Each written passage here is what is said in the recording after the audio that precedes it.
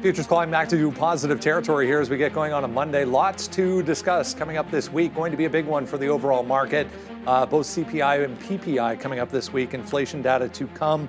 Pretty quiet on the economic calendar today, however. Lots of individual movers flying around here this morning. There's Xpeng over in China, up better part of 10%. Lots of EV positivity this morning. Tesla, 2.5% on top of that huge move into the close on Friday. What is a Tesla Model Q? Possibly to come. We'll talk about that coming up. More positivity for this one as well. Palantir back to the upside to the tune of 7% to start off the brand new week, on top of what was just a monster week last week. 1, 2, 3, 4 days in a row straight to the upside. Semiconductors, kind of downside a little bit here. Maybe weighing on the overall market to start things off, but otherwise lots of individual movers here. Yeah, we'll have to keep our eye on semis today, Brendo, as China coming out with possible restrictions on AMD. NVIDIA as a tit-for-tat exchange between the East and West with respect to semiconductors and AI continues, so we'll have to talk about that. And you referenced, obviously, the Model Q. Really excited about that being dropped. We haven't got, obviously, confirmation from the company. We'll have more information on that. And China with big, what they're calling measured stimulus here, Brendo, so we'll have to keep an eye on ADRs. Yeah, one of the reasons why some of these ADRs to the upside in a pretty big way here. Xpeng leading the way right now. I mean, all of them higher. But yeah, there's NVIDIA right now, 2.25% downside. Heavy selling into the close on Friday. It kind of leaked off below 142 after the close as well. We're all the way down to 140 here, 139 coming into play for NVIDIA on those potential China worries. We'll see if there's some support somewhere. But the e-commerce side of things on the Chinese side of the spectrum as well, also pretty impressive here, 6% right now for Alibaba, JD.com, PDD, all looking about the same. Lots going in opposite directions here, though, to start the week, guys. Market overall kind of flat to start things off. Good morning. Good morning. Well, the overall market might be flat, but there's certainly a lot moving. There's a ton moving in here. I don't know if we're going to break 400 in the pre-market or at 931 or at 935 on Tesla, but you saw what happened late in the session on Friday, where Tesla went like $13 in the last hour, and now another gap to the upside. Palantir made another move here past the $80 level, so another. Remember the $70 level? We were kind of joking about that it was struggling past, and it turned out. There was it was insider selling. I forget the gentleman's name. And then SMCI. SMCI gets an extension to file the report till February, so they're also going to be up. And then the Chinese names, which I trust maybe not as much as some of the others. But yeah, certainly a good morning. Even if the market is going to be flat, it's plenty to watch. I'm a little bit bearish on a couple of chip names, though. Yeah. Is based on what I'm seeing. That's the only downside. Some of the chips look a little weak, and they look like AMD looks like a short. Yeah, we were on that NVIDIA short on Friday there, and we were wondering why it was so red against what the market was doing, as the Nasdaq and the ES both was logging in, finished at the highs, all-time highs, and then now pulling back a little bit today, down 0.2 right now for the Nasdaq, just kind of hovering around there. And the ES as well, down 0.5 right now. So we'll wait to see. ES 6100 couldn't come into play. I mean, I have all eyes basically right here on Tesla. I mean, what a stock, what a run. We've been calling these kind of moves for a while on this name. Ever since we had that election, it was just been, wow. Like, talk about, I mean, there's been other plays that you could have made bigger returns on since the election, but again, kind of an obvious one. If you were leaning towards, the Trump side of the trade of the election, then a big supporter, Elon, Tesla, 400. I mean, now we're going. Now we're going. Plus China stimulus. Like, thing is that also helps out Tesla, right? I mean, such a huge market over there for these guys. Wow, continuously going higher. What is Rivian doing? Back at 13? Yeah, so 1350. So these guys up as well, up 4%. I'm not going to look at Ford or GM. I don't even want to get upset at any of those things. But again, a nice move up there. And then as you look at NVIDIA, again, looks like it's trying to battle. It was just trying to battle, and then we just had a little whoosh down there. It just got up to 3920s. I feel like this has to be a fade, as Neil was mentioning there. There's going to be some of these names that we're going to have to try to get some shorts on. right there. And then FXI today starting to go back up to the upside there. So we were, some people, including myself, sleeping on China there a little bit. And we had sort of gone over the levels. It never came into here. We talked about this on Friday. It came in once, and that was fine if you wanted to sort of buy a gap down 4 or 5%. But you wanted to see it come in here one more time in this $29.50, $30 area. But now you don't get that opportunity. You're up here to 32 and change. Looking pretty toppy again if we can get up to this $33, $34 once again for some of these Chinese names. But yeah, it should be a good day. Yeah, crypto, we got it down the bottom here. Unfortunately, we were not able to hold 4 nor 100. But the thing about 100 is that's going to be bouncing around there, I think, for a minute. And I'm just more disappointed that we're back underneath 4,000 there for Ethereum. So that was something for me there. But big levels, sometimes you get these like long tests of the areas. So right, yeah, could hang around here for a minute there. Yeah. Oh, you know what I want to see was what was Apple doing today? Oh, there was if anyone trading that quantum name, QBTS. Yeah, they filed to raise. I think there's some. Yeah, they're an offering out. So this one's heading back into the down. So the big runner last week. Look, it's been running. This quantum name. It was like $1 like a couple of weeks ago, and was up at $6. But they did file for an offering. So it's on the back end of a trade here, and then Riot with an offering, and then I heard Nikola with an offering. So it's like offerings on Monday. A lot pulling back on that. Riot, as a matter of fact. I think they were down double digit. Okay, a little bit of a bounce there. Now only down 6%, so they filed as well. You're getting a few of these down the line. I think we had Mara and now Riot as well. Not all upside. It's interesting because you come in and you see the gaps up on Palantir and SMCI and Tesla. And I didn't see that one up on Palantir. What was happening on Palantir? It kind of skews your vision. Then you realize, no, like the Nasdaq's been trending down since overnight. And the chips are pretty weak, and you do have some small caps pulling back. So, yeah, there's enough to trade. Even the Kyle Burdett's of the world will be happy. Yeah, for now. Yeah, well, we're down. We're down on the market. Yeah, for now. Yeah. I think NVIDIA is probably the dip by opportunity that we're going to wind up doing in our longer-term account. We're going to give this a little bit more time. SMCI could break 50 as well. So there's lots of stuff happening. All right, let's go back over to the desk, see what these boys are talking about, and then we should have Michael Nauss, I believe, as well. I think so. In about 10 minutes. Michael Nauss sent me a note, said he's going to throw some cold water on everyone's excitement. So he's going to be a bit of a Debbie Downer, I think, this morning. But we'll see when he jumps on. Here's Bitcoin. I wanted to mention Bitcoin as well. Here's the red candle so far. It's a daily chart. After what happened last week, the failure. MSTR, on the other hand, trying to get back higher right now. Just had a session high alert went off there. It's still red on the day, but trying to get back to the upside. 22,000 and change. Extra Bitcoin picked up by Michael Saylor and crew between Monday and Friday last week. They were buying every day. Yeah, and he's trying to lobby all the Mag 7, Brendo, to buy as well. Microsoft in his focus. Now Amazon apparently the target of his next focus. We'll talk about that. Mara, though, Marathon Holdings, raising another $850 million after raising $1 billion last month. It's actually an interesting setup that they have here. It's a convertible senior note, meaning that it starts off as a debt but can be converted into an equity. And the trick is what price they can be converted into. So it looks as if once this expires, Brendo, the expiration date will be $34, which is about a 40% premium from where it's trading at right now, $25.49. So not a bad look here for those participating. Yeah, still pretty volatile on that name. 4.3% here. Sean, you were mentioning Ethereum, a little bit worse off right now. 4.3% here for ETHA to the downside. SQ we were talking about a little bit last week. I just saw rejected 98 as well, back negative. Almost got green there for a second for Block.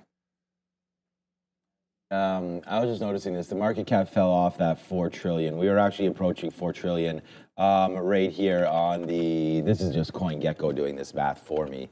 Right here, Ramin. I need to fix my. Oh, sure. Just come on over here. I was actually going to talk about Block, given the fact that look, Coinbase, some of the other crypto names, when you get underneath that 100 level, they've all been really good trading vehicles, but I think Block is starting to stand out a little bit. And the latest consolidation, I was talking about last week, the 96 level and then 100.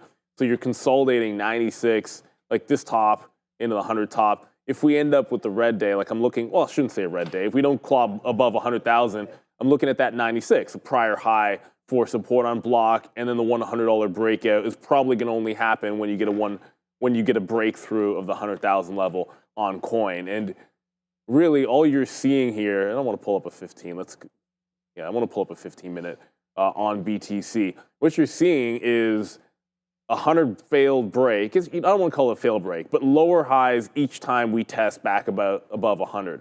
Typically, that means I think we're finding some kind of a base underneath this 100 level. For now, it seems like 98, but I would be inclined to believe if you continue this trend down, we might find something like a 95 or 94. So on weakness, square at that 96 is the one I'm looking at. And of course, on strength, I still like that 100 break. We put out the trades that we're looking for this week and those setups. And block is the one, that daily chart, the weekly chart on block, it hugged this 100 level, underneath this 100 level for so long that when you look at how long this consolidation was, a year and a half, almost 2 years in this same consolidation underneath $100, and now you're getting the breakout. Actually, this top here was 94. So you can pull back into the 94 to 96 area and still be making this long breakout here for block. That's why it's on my watch out of the crypto names. Yeah, we had our trade of the week was Tesla continuation higher. We did that on Thursday, and it's going a little bit higher. All right, yeah, no, what I was getting at here was just that we have tripped away a little bit here from the market cap in the whole crypto space. Still, 3.7 trillion is still huge. Bitcoin controlling most of that. Again, 2 trillion, the market cap there for Bitcoin bouncing down a little bit here. And I just wanted to show you, it's kind of everywhere. So that's why I was thinking about Cardano's down 6, Shiba Inu down 6, probably where's our Dogecoin down 5. You know, it's pretty much standard across the board here with many of these crypto names to the downside. So I do feel that sometimes tides will start to turn just a little bit, and that's where we look at coin. And I wanted to talk about ConL, right? That was the stock, the 1.5. So again, if you're looking at a name, we can always talk about Coinbase. This is going to be 1.5 times the move in Coinbase, and just a little bit less on the value right now. So if you're trading a little bit of a lower account, whatever, you can trade this name just based on the size of the position sizing. And you're right here. I think this is a decent area to think about going short again. Just we've had a couple tops here. Now we get some negativity in the space. So I'm looking at this. I mean, we could talk about 69. I don't know the levels as good as Coinbase here.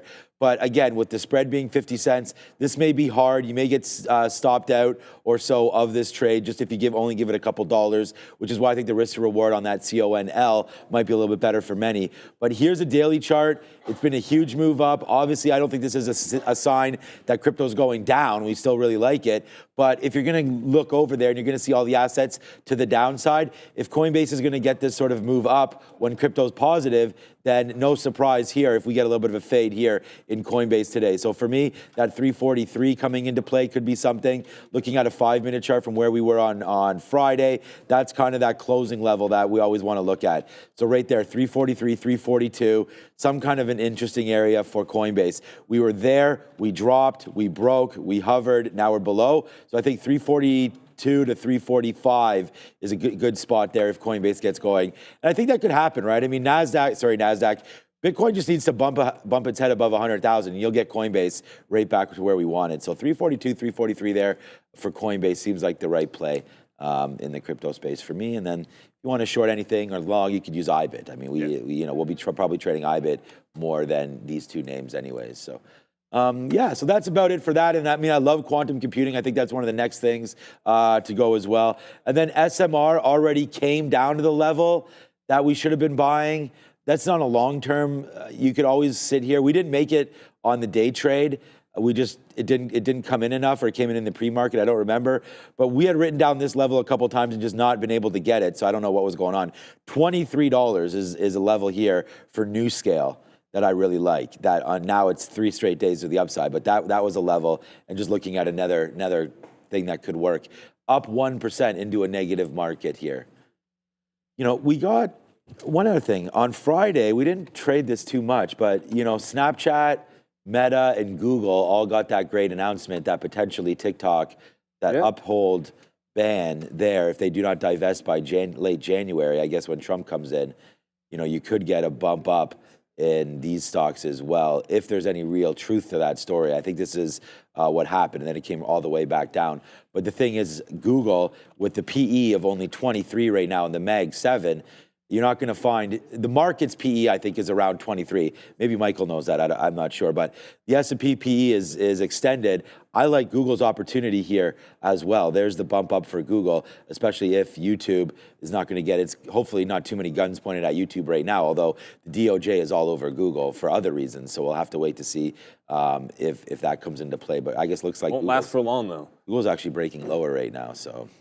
They can come at them, but at the end of the day, everything changes next year. So look, I like Google. And, we got a super chat. Before we go back up to the desk, shout out, thank you very much, Amin, for the trip. But there we go. Love the show. You bought BTCT. Whoops. There you go. BTCT at 16. Should I sell now or wait? Now we're, like we've said before, we're not here to give financial advice to you. Can't tell you you should buy, should sell. At the end of the day, we can always just sort of look at technicals, look at trends, get an idea of what I would see with this.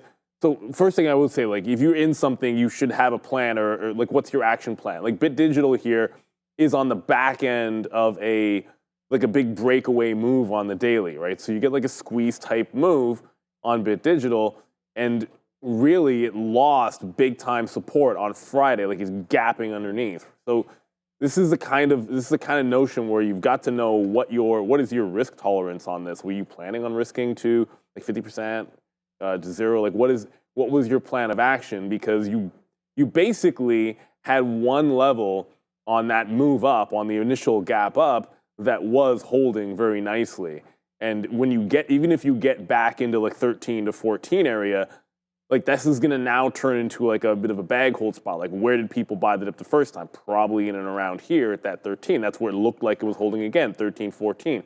So even if this gets back to 13, 14, it's going to run into a bunch of sellers at that price, which are probably happy to get some break even. So you got to be very, very careful with these. Always have a plan of action going into it. Know what your risk tolerance is, because if you can't get back above that level, a retest down to $8, $9 is very, very possible here on Bit Digital. All right, a couple of the things of note here. Just noting gold futures popping up to multi-day highs here. We're going to get to Michael Nauss coming up here in a second. He's a huge fan. Silver up 3% so far today. Here's the dollar. That's not the dollar. DXY I saw was under a little bit of pressure, just went red. A bit of a reversal underway here as well. So macro, a little bit of a reverse from what we saw last week, or going into the weekend anyways. As mentioned, Mr. Nauss coming through with a little bit of a look on the overall state and health, I guess, of this market move. Mr. Nauss, good to see you on a Monday, as always. Good to see you. Give us your thoughts here. I mean, you kind of warned me this morning that there might be some cracks under the hood. What are you seeing? Yeah, I'm going to be a bit of a buzzkill this morning, and maybe you can probably hear it in my voice anyway. I've got the daycare plague, so maybe it's just me being me curmudgeon because I'm a little bit sick. But just a couple things when I was doing my weekend wrap up and trying to figure out what was going on in the market that got me a little bit worried. So the first chart I have is just Bitcoin, but then it's also got the Bitcoin Fear and Greed Index in there as well. There we go. So the lower pane of this chart is, again, a Bitcoin Fear and Greed Index. So this grabs a couple different sentiment checks from different websites and then just aggregates them out. And the idea is that when we get to the greedy stage, generally speaking, I highlighted the last time that happened.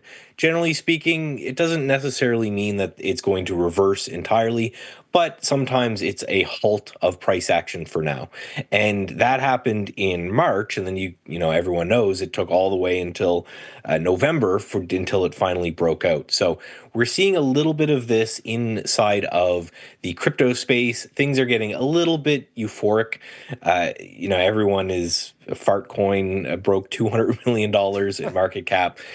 Again, it doesn't mean that this bull market is necessarily over, but it means that in prior places that we we had some consolidation, right? And that to me would make perfect sense with this $100,000 mark anyway, because when you get to these massive whole numbers, quite often they can act as magnets, just frustrating the bulls and frustrating the bears. You can see ever since we broke 100,000, that's what we've been doing, is chopping above and below and above and below. So just if I was really active in crypto, I would be focusing on short-term trades in and around this area. But again, every time that this gets really, really greedy on this fear and greed index, then often you get some sort of a pullback or some sort of a choppy type action. Now, the next chart I have here going into equities, I have the S&P 500. Now, the arrows that I have here are for the price, we're making a slow grind higher, nothing crazy one way or the other, but we have been moving a little bit higher all the time. Now, this lower pane is market breadth. So this is the number of S&P 500 stocks that are above their 20-day moving average. And this is a good way to tell how under the hood is everything doing. Ideally, with the SPY making new highs, you would want more or the same stocks in the S&P 500 above their 20-day moving average.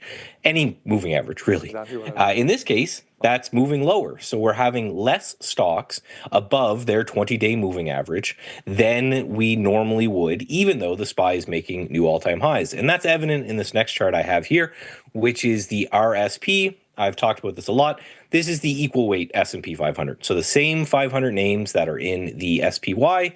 However, they're not weighted based off market cap. So the big guys don't have that much of a say. So as the SPY has been moving higher, this equal weighted has been moving a little bit lower. Again, showing me that the average stock actually isn't doing that well. We have some of the big cap names that are pushing the SPY higher, your Teslas and names like that are breaking new all-time highs, but everything else is pushing a little bit lower. So the last little kind of meme I have here is I just want to talk about why. And this is window dressing. I typed in window dressing into Google, and this is what popped up. But this is what I think may be going on. And I'm going to start talking a little bit about seasonality when it comes to the Santa Claus rally and the January effect and all of that as we get closer to that time. But what I think may be happening here and why we're seeing the best of breed start to take off again and everything else lag a little bit is because we're getting to that time of year where there's tax loss harvesting, right? So if you're a giant hedge fund and you have Nvidia if you sell your Nvidia, you're going to have to get a whole bunch of capital gains, and then you have a bunch of other stocks that are down on the year. Well, it's going to make sense that if you're selling some of your Nvidia, you're going to then sell some of those other ones as well to try to limit your tax burden. This is something that happens a lot. Now, the other part of window dressing is to say, well, if I'm going to do a year-end report to my investors and I don't hold these space names or Nvidia or Tesla or any of these things that are really, really benefiting right now, then my investors are going to be a little bit mad at me. And they're going to say, well, listen, why are you not participating in the AI play? Why are you not participating in, Tesla that's going to do well with the new administration and all of this?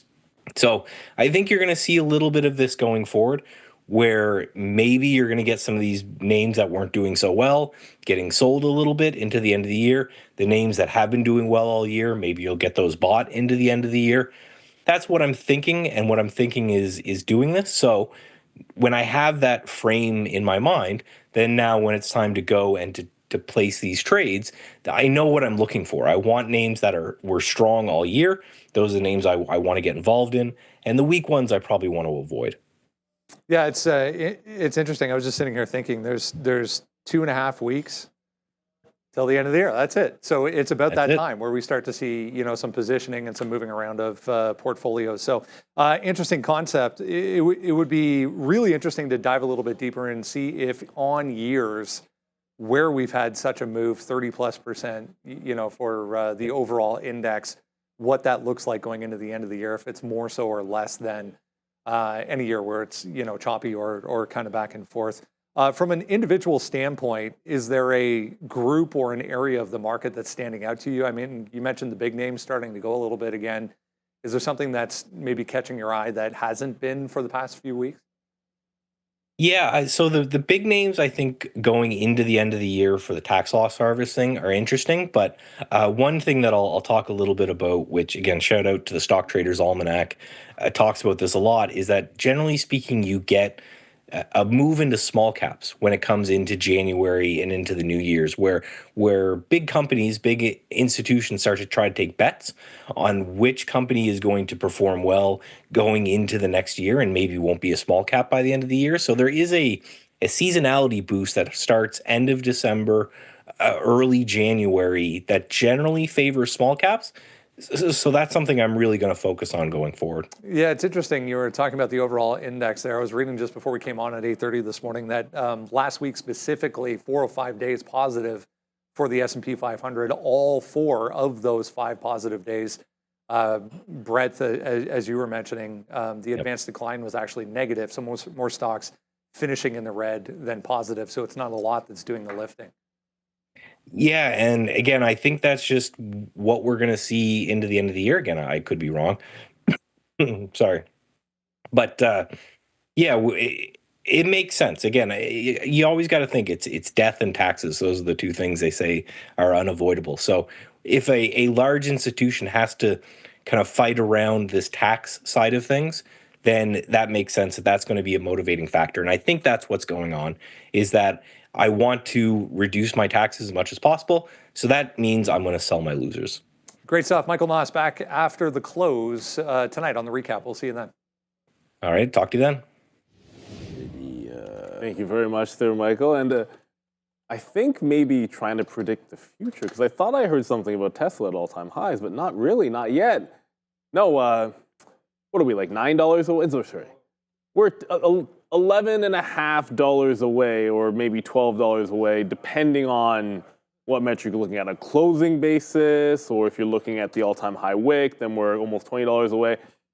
It was just a story on MicroStrategy. I was going to talk about Tesla. Someone asked in the chat there, what if Tesla fails a 400 break? And it's always a good question, because let's be real, it's a kind of breakout trade, just like 380, 375, 350, those types of levels. A lot of people are taking that breakout long. We always like to take those breaks. But you got to have an out on the way back in. It would be perfectly reasonable that a 400 fail break could retest the low 390s.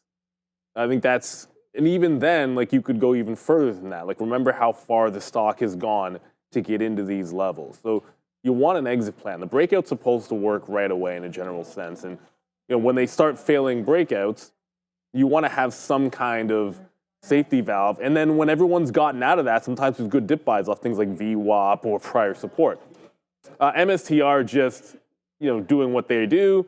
They sold 5.4 million shares for $2.1 billion and picked up some more Bitcoin at 98.7. So MSTR doing that thing that they do.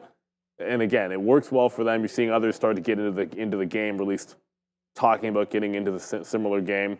Some of the miners as well. Not a lot of action on that. They are down. But then remember, the entire crypto adjacent space is also down. So not really moving on that news, but that just hit across the wire. But I have a plan of action on those breakouts. Like, everyone's going to have a 400 breakout. That's a day trader usually, or breakouts like it.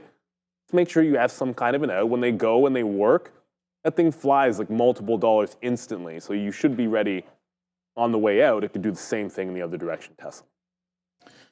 Yeah, just a little quick story here on Apple. Yeah, it's not doing anything. Okay, yeah, look, I mean, I like everything that Michael was talking about there. Nothing makes sense. You can't actually capture profit until you sell something, and vice versa. You can't actually make money till you get your money into the market. So sometimes you have to have a quick look and say, hey, maybe we are a little bit overheated on some of these names. Maybe there is some pullback opportunities. And in the seasonality trade, I really liked what he was talking about there. We actually now just got a dip in. I think on Friday, right? We talked. I think Adair and I mentioned this on Friday. Like, IWM hadn't been, trading great over the last little while as the markets are at all-time highs. You do get a little bit of a pullback here in the Russell. So if we're talking about some seasonality, as Michael was mentioning there with the stock market almanac, if you are getting buys at the beginning of the year, I mean, you could see here I guess this last year from January, depends, I guess, on when you got in, but the whole market kind of bumped itself higher here. IWM really didn't start breaking out until we took out this 226. So the breakout is just sort of still on. That just happened right here in October. So late October, early November is when IWM started to go. So if you believe in that seasonality trade, then I think there is something there for the IWM, really holding the 50 quite well. So yeah, I mean, lots of different opportunities here today that we're going to be talking about. I have like a lot of big cap tech on my mind, obviously, with Palantir now over 80. That's going to be a pretty key level to look at. I'm actually bidding $80. The sticky note's now out. I like the NVIDIA short today. And we're just going to go over most of these in a couple seconds with our watch list. So make sure you go grab our watch list. The link is in description. We're about to run over a bunch of these names right now. So go join it with us. Sign up. It's completely free. And we're about to go over most of our names on that list, including some runners today as well near the bottom. All right, guys, PayPal getting a bit of an upgrade today from Bank of America, up nicely 2% here in the pre-market with a price target here of $103. Robinhood continues to do well subsequent to the election and with the crypto trade down on the morning, but a nice price target upgrade from Barclays. Cummins getting the nod from JP Morgan's today. JP Morgan, excuse me, up 0.5%. JD.com benefiting from that China stimulus trade we talked earlier about. AMD on the other side of the board, AMD and NVIDIA down again, China related as they look to possibly investigate what they say are anti-monopoly provisions there in one of the acquisitions. Bank of America getting a downgrade today from Morgan Stanley, but price target upgrade, and Biogen and Shift for Payments both on the downgrade side of the board, guys. All right, let's have a look over here at the futures. We closed out above that 60. We closed out right below 6,100, 66,099. So we're looking still at that 6,100 point as resistance. We got above there, overnight. 61.05 is the overnight high with 60.88 as the overnight low. So we'll look as support at that overnight low, and then we'll look to Friday's high right around that 61.10 as resistance, Brendo. All right, if you haven't done so yet, make sure you jump down to the description of this video. Top link in the description will get you to the sign-up page. Looks like that for the watch list. Comes out every day before we come on at 8:30. All you need is your email address. You get that for free. Every single day has everything you need to know on it in the pre-market. Palantir going to be top of the list here this morning. I was just listening. There was a couple things coming out on NVIDIA they were talking about. I don't think it's moving around, though, at all.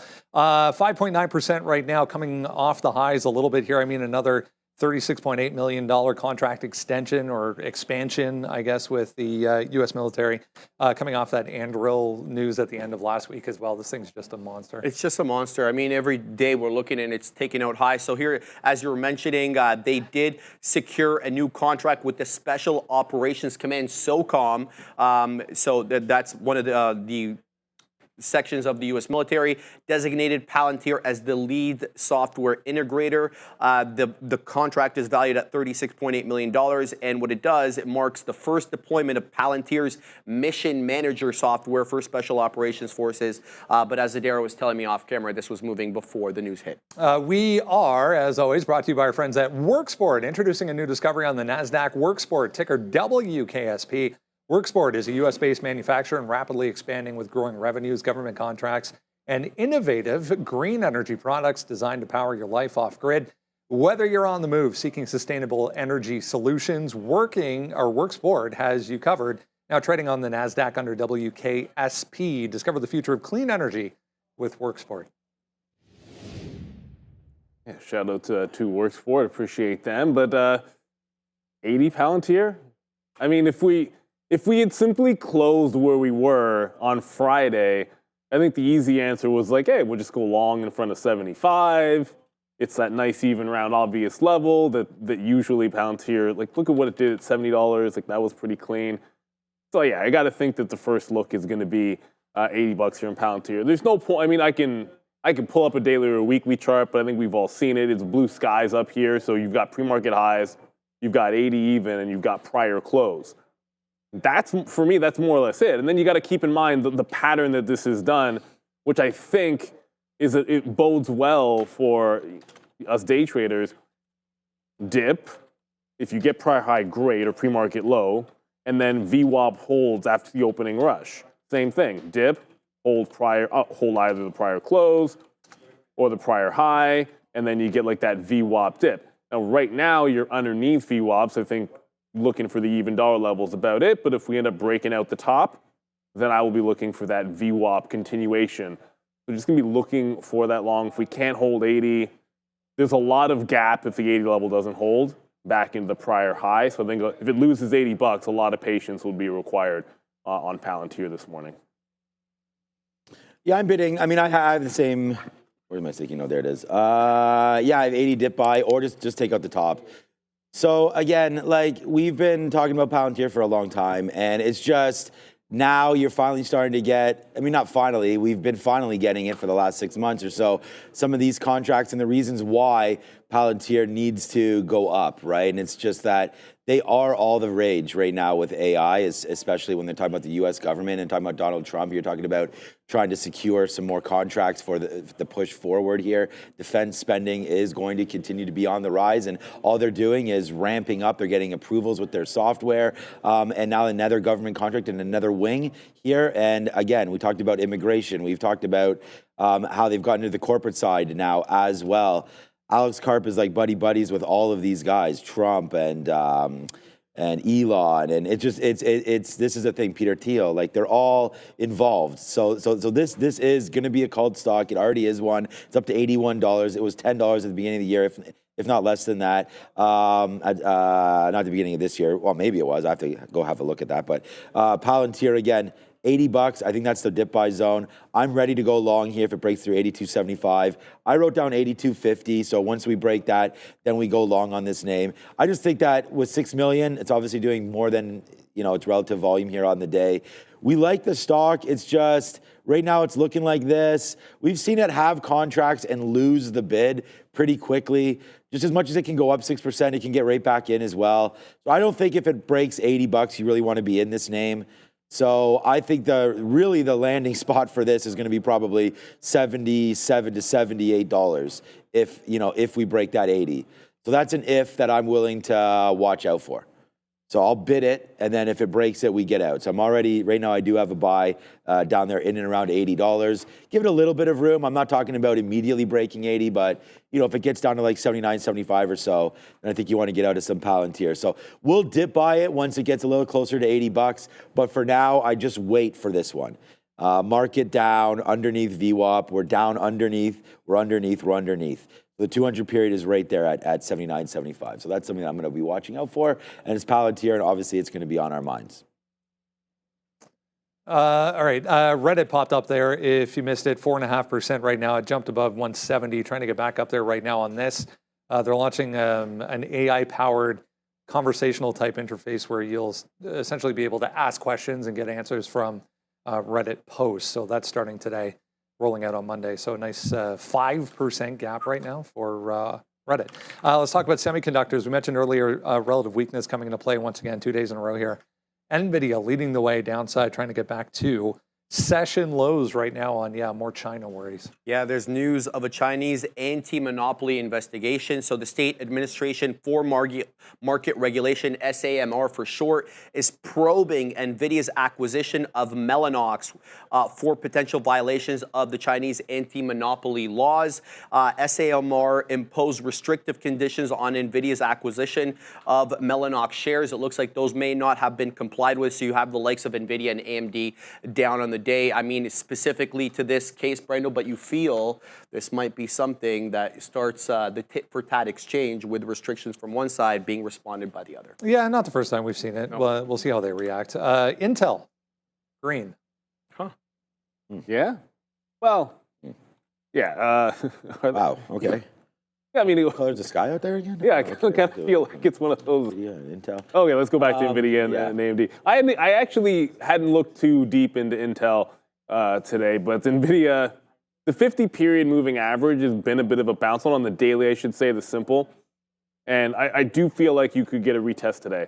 That's at about 138, it looks like. And you can see on the 15-minute chart, that's an obvious area of potential support, right? Like the last time we were here, we held it for, at the close, 1, 2, 3 days in a row, and you go back with some resistance. So I think the 138 does loom. The only reason I was looking at AMD shorts, I know NVIDIA is a little bit weaker today, is I think that 138. So unless you're up closer to 141, I didn't like the short quite as much. Unless you're losing 138 and it's like an over-under level. AMD, on the other hand, so AMD gave you this channel down on the daily chart, kind of bouncing off the support on that channel to get up to 145, but then not getting the continuation break. So it gave you the hold off support and the run to the top of the channel, but again, it rolls back underneath. Now, I'm not saying you're headed down to the bottom of that channel. There's support here at 133 to 135. There's definitely a little bit more room there for AMD, and it's underneath what was that prior support. If I look at NVIDIA, like we haven't broken that 138 zone yet, whereas AMD, that 138, oddly enough, it's the same price. It's kind of weird, but that 138 support area, we're underneath that price. So I think playing back into that makes just a little bit more sense for me. It's a similar theme. I'm probably going to short pops off the open, but it's just the first one is likely to be AMD because it's tight to that 138 level on the other side. So it's underneath that price instead of above it like NVIDIA. Oh, man, I just canceled my offer. Okay, by accident. So 141. So I've written down here on NVIDIA, and again, it's on the sticky note right here. I like it. There it is, 141, weakness due to Chinese news. We just talked about what that was there. The key, the 143 resistance. So we have it written on here for NVIDIA. Look, I hate doing it because, we like the stock. But we had this whole move. We had the long, then we had this short. And this was a wicked trade there on Friday. And then now today we're breaking below this level. So I wrote down here 141 just because that level right there was 141.25. So starting the short in and around 141. But of course, when we wrote that name down, we are at 140. So now you're at 139 and you're starting to dip even lower now. So we're going to feel foolish if we don't use VWAP. That's 140, then that's now 140.50. So I'm thinking NVIDIA, the trade needs to start here. I'm going to put an offer about 140.50. And then where are we wrong? I wrote this down. We're wrong, I think, if we break through 143. So let me just zoom back out a little bit here. And this is going to be the trade. So I think we're wrong if we can get it back above here. So that high, I think, is 143.25 or so, right there. So breaking above all this nonsense from yesterday afternoon, which would be Friday, all this, if we can clear all that and get out, then I think that's where we start to tap out. So we'll want to start to build it up here around 140 and a half. I mean, look, when we went short here at 140, I think we were short at 145.50, something like that. So we had to basically rate up here. It dropped down $4. So we're not going to hold everything all the way to the top side here, but we'll start a small trade. And then if it comes, we don't need to average in and around this area anymore. We can now start to look at 142. So let's take some shares into here where VWAP is and where the 50 period, where the 200 period moving average is. Then if we start to get going, we can get away from this name. But I think we want to stay short NVIDIA today. That's going to be, I don't think I have another short idea on there. No, I do not. I have GameStop as a long. We have the futures as a long if that dips in. And the only name that I'm looking short here will be in the chip space. So it'll be NVIDIA or AMD. So I'll choose NVIDIA because of what we were able to capture on Friday. All right, let's talk Tesla here. What on earth is a Model Q, you ask? It was originally going to be a Model 2. Yeah. And then that got scrapped. He even went on X and said they're not going to do it anymore. So this is the next iteration here. So this is coming from a Deutsche Bank investor conference comment, I guess, by Tesla's investor relations head, Travis Axelrod. So let's see, 2025, I guess, is the plan here for the Model Q. I'm pumped because I think we're going to see a real big stock movement in the next few months if this actually ends up being the real deal. So here's the deal.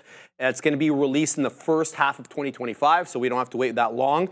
It's supposedly going to be priced below $30,000 and even could drop to $25,000 if the EV tax credits are not removed at the federal level. It's codenamed Redwood, as you said, Brendo, there. It's going to be about 15% smaller than the Model 3. Manufacturing costs, very important, obviously, for margins. Supposed to be half of those of the Model 3, so you can imagine what the margins could be. It's going to come in two variations, a single model and a dual motor, and apparently it's going to have a range of 500 kilometers. Don't know how many miles that is, 300 something. And it will share manufacturing lines, Brendo, with existing Tesla models, obviously to reduce capital expenditure. 15% smaller than the Model 3. Yeah. So hatchback potential Sounds here? like it, yeah. I think that'll do really well. Yeah, look, if they can pull all this off, of course it's going to do very well, and there's no question about that. Like, this is sort of what everyone's been looking for, but you know, it's aggressive. We've seen how timelines have gone with Tesla. Like, sometimes, you know, like, it is what it is. Like, you don't always meet these lofty goals for timelines. I think eventually they're going to get there. So that seems aggressive, that early part of next year, no question about it. But when you're talking about the trade today in Tesla, because you're so adjacent to the 400 level, I mean, that's going to be the obvious spot. Like, rather breaking out 400, I shouldn't, you know, I don't want to, it's not a lock that if you don't break out 400, you would retest down around the low 90s. But I think that's the case today.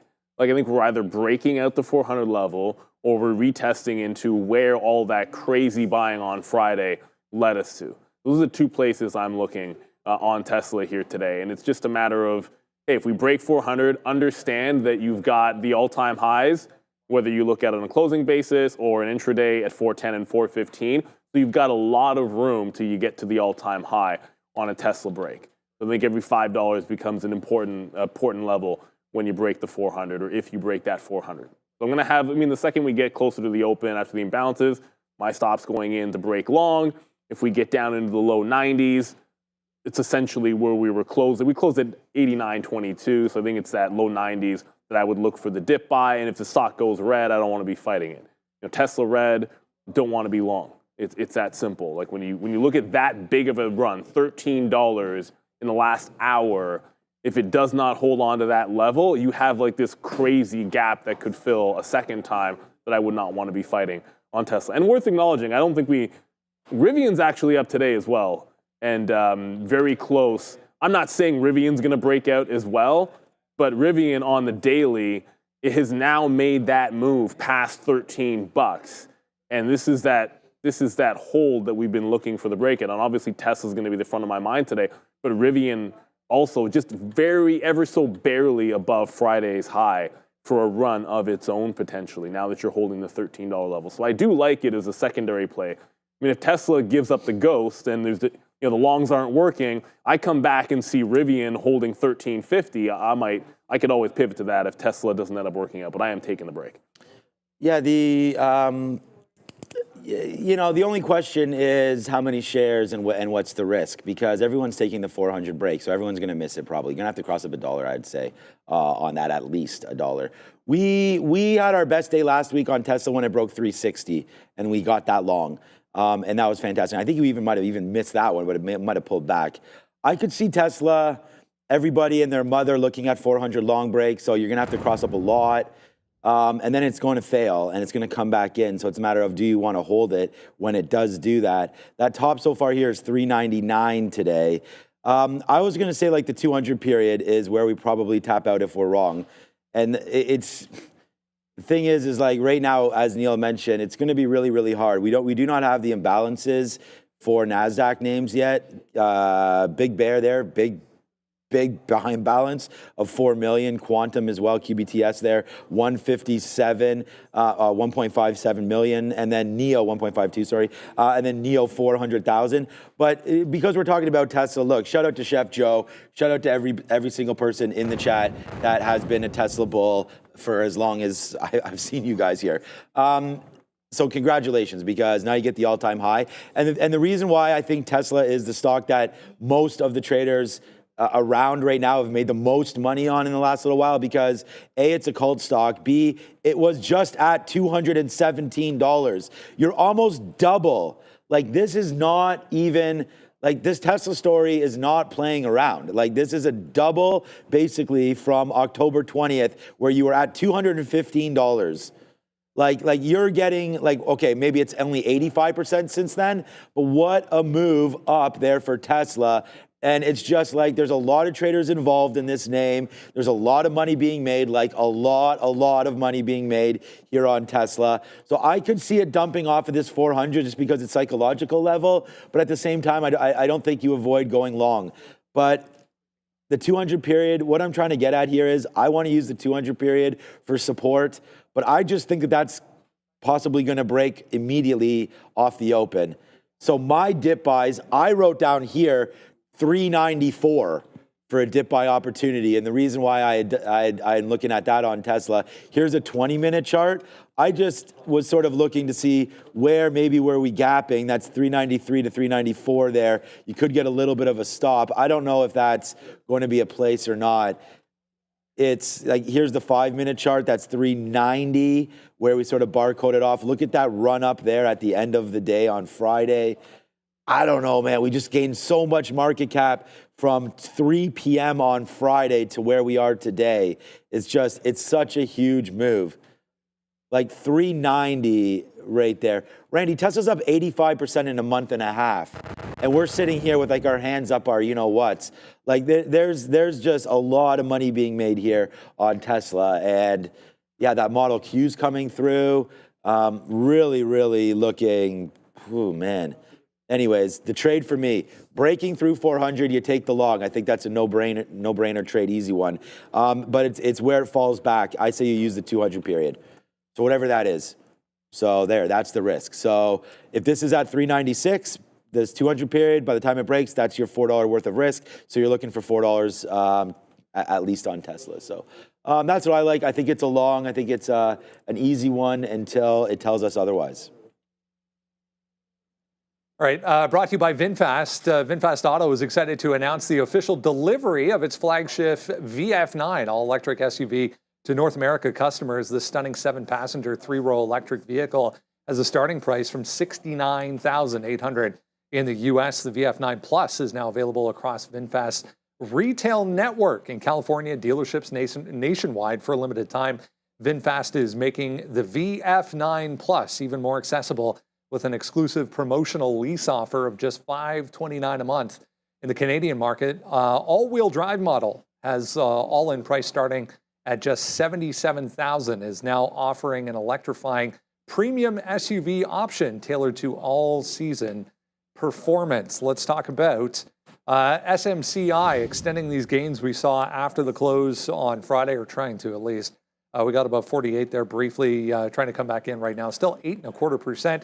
Yeah, you're going to have until February 25th here, if you're SMCI, to come through with some sort of report. Yeah, and this whole thing started after the NASDAQ kind of gave them the extension to file that September report and their annual filing. Both are still outstanding. So that new date, as Brendo gave you, that is when the NASDAQ has given them. We all know the story about Ernst & Young pulling out, BDO stepping in. BDO still yet to kind of give the nod to the findings of the special committee assigned by the board there to investigate some of the accounting practices. The committee did recommend replacing the CFO, David Wygand, which still hasn't been done. So we'll have to see if exactly that ends up being the case or what. Yeah, still worth zooming out on a daily chart or higher time frame. This is a weekly chart, $50. The key level here, guys.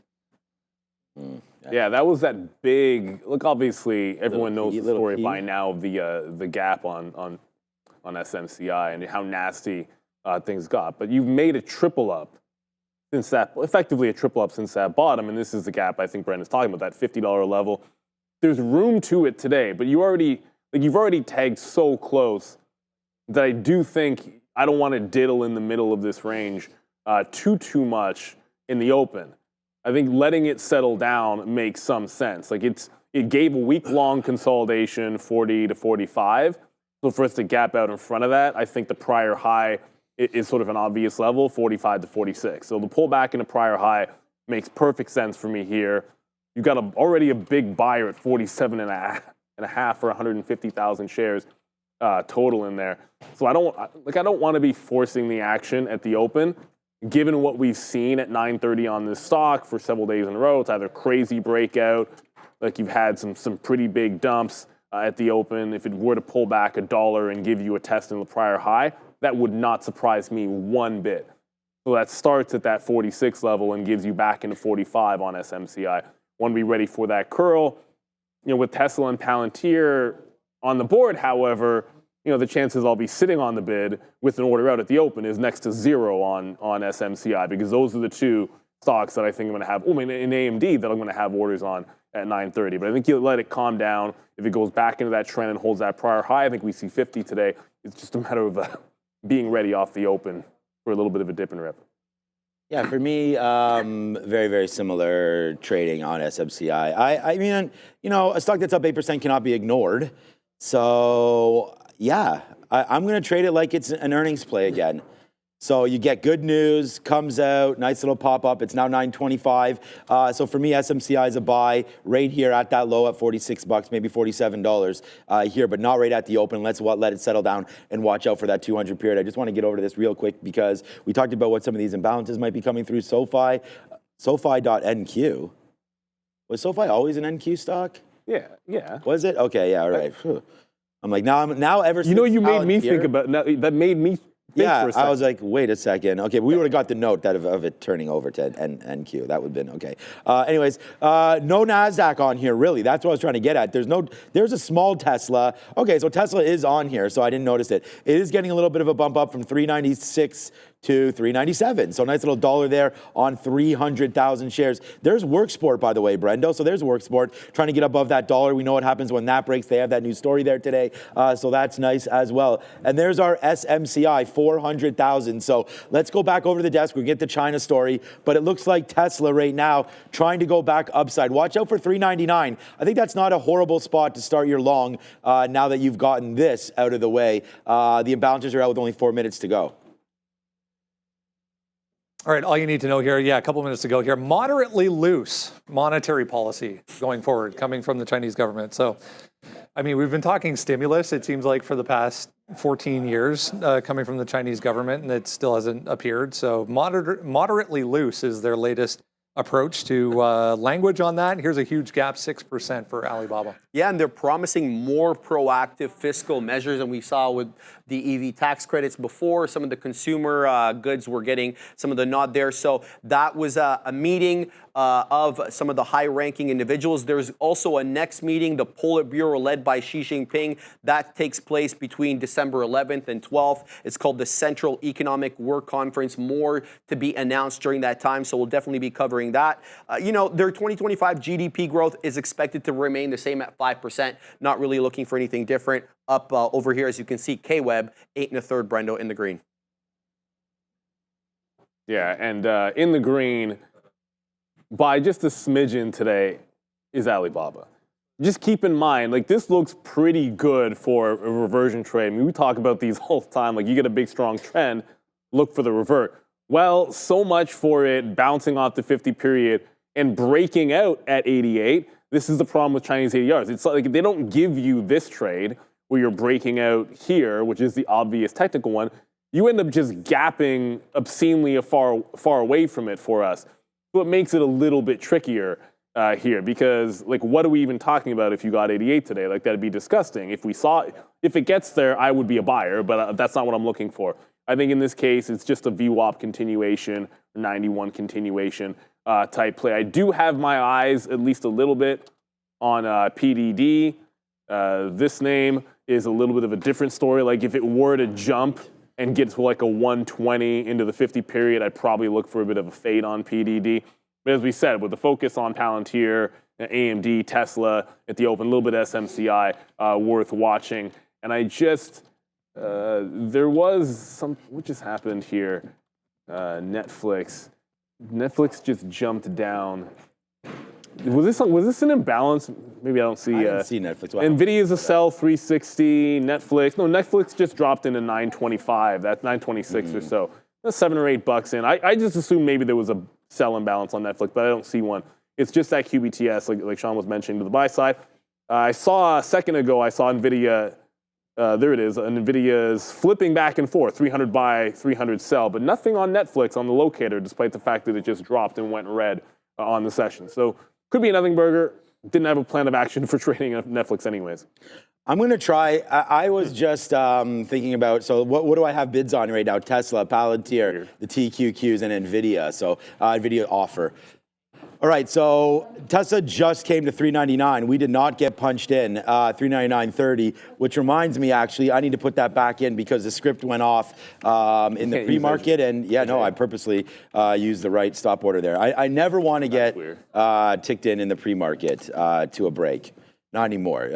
You know, pre-market and like 9:30 and like 5 seconds are still very, very similar, especially with these market on open imbalances. But now with only 10 seconds left, bidding Palantir near 80, watching out for Tesla. I'm going to get long at 399 just as a tester to see what winds up happening. All right, 3, 2, 1. There it is right there. Thank you, Adira. Oh, God, we're into something already. What was that? We're into Tesla and Palantir right now. So Tesla, we get 397.99s.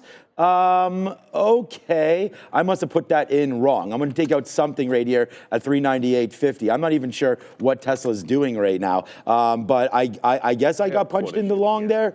I don't know, but all right, so small position right now for Tesla. All right, Palantir, it came right into 80 bucks. Now, we talked about how low can she go. We're about to find out right now as there goes Palantir coming back in a little bit. Look at the NASDAQ coming in as well. So we'll just be careful. We're not going to panic on any of these trades. It's a very, very early. SMCI falling as well. SMCI falling, okay. It's a very, very early situation right now, and we're just going to wait. So Palantir long at 80 and 12 cents, and Tesla baby long right off the open. But it's now opened, it looks like. Obviously, it's a NASDAQ stock, but now starting to trade a little bit normally here. NVIDIA tanking. Well, AMD short, we're probably not going to get what we want out of that. It's already down at 134.5.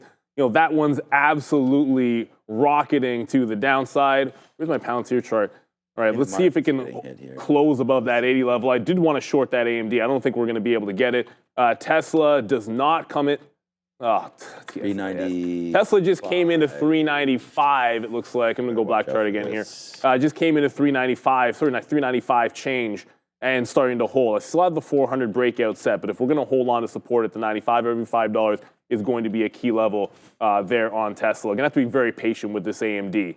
Like, I'm not chasing, I don't want to chase the move down, but we do want to grab some of that on advanced micro devices to the short side. And now that it's 3% to 3% down, we're going to have to get very, very patient when it comes to that. All right, so we've done okay. We were able to get something out there on Palantir. We got some out at 26s there on the bump up, which is only 10 cents or 15 cents. So right now they're starting to spit down a little bit. I'm not going to give this more than 79. I couldn't find a level. We talked about a dip buy into 80 that we didn't really want to be long this name. So if we break through 79, we'll give it a little bit more. I'm going to bid 79.20s. We're going to get out like 78, 75 or so if we do break on Palantir just a little bit lower. So there it is. Now we are long on there it is. So there's the break now. Let's see. Can we hold 79? We'll see. Looks like it's trying to go up there now. Okay, Palantir, I see you. Nice little long now on PLTR. Okay, Tesla. We did get a little bit longer there. What just happened? Okay, so it did break through 399 there on Tesla. So we're a little bit longer here. Average price of 398.50. Here comes 400 right now. We're already in. So I'm going to take a little bit out here. This is all part of the plan. It's a good one right now. $1 in the money already on Tesla off of that little bit more aggressive dip buys. Let's wait to see. But it's Palantir down now 78, 79. Yeah, so 79, like 79 just went over on the 79 level. Did we break 400? No. No, sorry. So I got back long Palantir on the way up through that 79, but obviously, Tesla 400 is going to be, it's on the offer right now, so it could break any second, let's be real. So the second that breaks, we're going to get in. I am in Palantir after it regained that 79. I do want to make sure we're getting some profit out in front of the $80 level. So when that gets to 80 bucks, looking to take some out in front of it. Wild action here. Palantir just retested 79 after I just got filled. Like, I just got filled at 79.5 and Palantir's back at 79. Okay, Tesla's starting to pull back. Let's go over to Palantir. Show you guys a Palantir chart. Palantir came back underneath 79, bounced, got 79.5, then right back to 79. Bids in. I'll give it to the local. We like the even dollar levels. We'll give it to the local bottom. Every time it makes the local bottom, that's where we want to make sure we're getting out. Adira? AppLovin down 10% here almost with pretty strong volume off the open. So from what I can tell, the catalyst for this is There's a lot of speculation AAPL is going to be chosen to join the S&P 500. The stock that was actually chosen was Workday, WDAY, as was announced on Friday. So Workday, interestingly enough, also selling off at the open. Still up about 5%, but APP taking quite the hit with volume this morning, guys. Back to you. AMD and NVIDIA are absolutely tanking. Yeah, Workday going into the S&P 500. We had to. Yeah, AMD, this is, it's getting very hairy in here. Like this stock, you're getting absolutely smoked. It's down to 133, 4% to the downside. So, and NVIDIA is down 3% as well. Is that just tagged the 138 level? Yeah. It's not as bad, but obviously it's not looking that great for NVIDIA, for either one of those two chip names. Palantir, Here comes Palantir. Get up to that half. Every time it's gotten to the $0.50, there's just been some selling. I'm joining it every single time it gets there. And then the next look will be if we can get to that even $1.80 level. And then Tesla, again, just on the precipice of that breakout at the 400 level. I tried to pick up the 95s the last time we were there. Probably cancel that bid. I don't think we're going to get it anymore. But it looks like we're about to get this break. I mean, any second now, you're going to get this Tesla break, and it'll just sort of pop in, or maybe I'll miss the punch. We'll see what happens. Yeah, we're already long on Tesla. We talked about that, so we're already long here.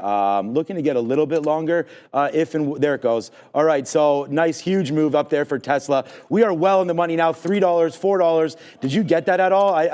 My quotes are... Yeah, the quotes, but did you get long? Yeah, I'm long. Yeah, long, good. So long at $40.50. We're both long right now. Boy, oh boy, oh boy, is this a banger right now for Tesla. $5 now on the money, trying to go higher. Palantir also, let's go, baby. That name's starting to go higher as well, but there it is. It is what you guys came here for, baby. It is the money maker of the day. So far, it is going to be Tesla. Palantir is great as well, by the way, but Tesla right now starting to go back up. We got a bunch out there north of 402, so not bad. Long at 398, and we talked about building it. We missed that break there of 400. We didn't have an aggressive trade. It got to 50s for a fill. That's yeah, exactly. So not bad there at all, because now you're well in the money. So good trade, good fill. Now we're starting to go higher. Oh boy, though, $4 now in the money on this Tesla trade. So far, so good. Good job by everybody to get this one long. Yeah, great look in there. I mean, that's the thing. Like, you build in as well into the position. You build into the position. I think every $5 is going to be a resistance level. I wish I was done with this cough, guys. I'm sorry. The 405 is about to hit. He's like, no, I just took one out in front of it. Baby. Let's go Tesla, and let's go ADR. Maybe even some other names going, because the market's not moving. It's all Tesla right now. Don't need any other names. We're here of MSTR MicroStrategy. We do have Dave Portnoy of Barstool Sports going live right now with Michael Saylor, CEO here of MicroStrategy, in a live stream event that's presented by Kraken FX, which is a crypto trading platform. So keep an eye on MSTR in case anything said there happens to move the market by Michael Saylor. We also have Mobileye popping up a little bit here. I'm seeing a note from RBC basically saying that Mobileye may have suggested it's close to winning SV deal. SV seems to refer here to Supervision, which is Mobileye's advanced driver assist system. So if I see anything more in this story beyond the headline, I'll let you know. But either way, a little bit of a volume spike here for MBLY, guys. Just real quickly here. So Palantir keeps failing, and we just keep on getting out. So we're fine with what's been happening. We do have that bottom tick of the day when we got out that first time when it broke 79 there. We got out at 78.80s or 78.80, yeah. And then we bought it back and able to make it back. But right now, you are starting to fall back in right now. So Palantir holding this position will be red, but we just got a bunch out up here in the 40s, 50s, and 60s. So let's see if that one will continue to hold. But honestly, I mean, look, it's been a great day. We keep talking about it. But at the end of the day, Tesla's going to hold it. We got a big trade there out at 404.30s. You know, it's going. I'm going to take another piece out right now again. And we built the position. It's been a great trade. It's going to be the #1 trade. And yeah, we're doing well today despite only trading these two names. So we're going to have to look elsewhere. The AMD's bouncing it. Right, so that's what I was going to say. If we get some bounces. Palantir just bounced nicely, man. We took some out at 40 right there on Palantir. Go! Huge move up right now for PLTR. Yeah, man, this has been so far so good here. I'm actually going to take another piece because we just failed again. I'll take another 35. Look at Palantir. Okay, we're waiting at 60s now and in the 80s. Can this name go? Pullback central right now for Tesla, though. Yeah, Tesla making a pretty sizable retracement off that 405. But remember, when you're breaking out, you get pre-market high at 99, VWAP at 99. You just put in a higher low. It bounced off of 401 just now. You just put in a higher low. This is the kind of in a 3-minute, this is the kind of candle, if we reject and do not hold above this little, a head and shoulders type look, I think you retest the 400 level. So it's a matter of what you're willing to hold on to. I think if you get down underneath 399, like half or so, you're going to be in a little bit of trouble. Palantir still running into the same resistance, but there goes that Tesla. So I think if you lose the 399 half, that's the place to jump out. And then the key is holding above the 402 level. If we reject at 402, I think you're in a little bit of trouble. Palantir just finally filled up in front of 80 even. It's about time. And I'm trying to short the first available pop in the VWAP on AMD. There hasn't been one. It's that simple. Like, I don't think we're getting AMD shorts. Although it's a couple of green candles in a row, so maybe it is going to happen. But we're coming back in. I'm out of 80% of Tesla. There it goes. Tesla loses that 399 half.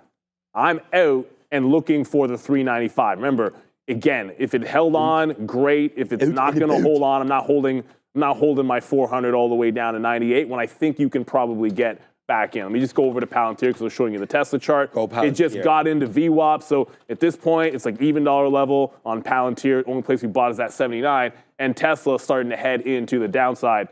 All right, here comes AMD. This might actually be coming into VWAP, believe it or not. AMD down 4 points. It's trying to make some kind of an effort. We like this one short. Obviously, we never got it. Could get it here into VWAP at 134, but let's be patient.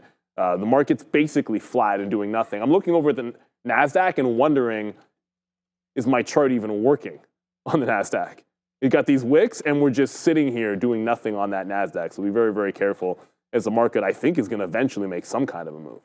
Yeah, we're now dollar in the money, obviously, on Palantir, as it just going up, and away here for PLTR, finally, thankfully, now breaking through that $80 mark. We did have an out down near the bottom, so that kind of sucks. But we're going to hold out hope here that this bounces again off the 50-period moving average. It got right into where we thought it should have got, right? I mean, there's the bounce back up to $400.25. So we take another piece out there, but it is dripping down. That is for sure. We're still in about 20 to 25%, looking for it to hold this 395, 396 area, as we've talked about right there. I mean, a move down below here, not great. We'll see if we can buy some kind of a dip, but right now, Tesla on the move. We only have one other trade on, and oh boy, man. I mean, we're having a big day, so nothing to complain about as Tesla and Palantir, the only two that I've looked at right now. Let's go have a look at GameStop one more time here. So I thought 29.50. We didn't get to this today, but it's on the sticky note. I like the 29.50 break here on GameStop. It doesn't look like it's going to happen.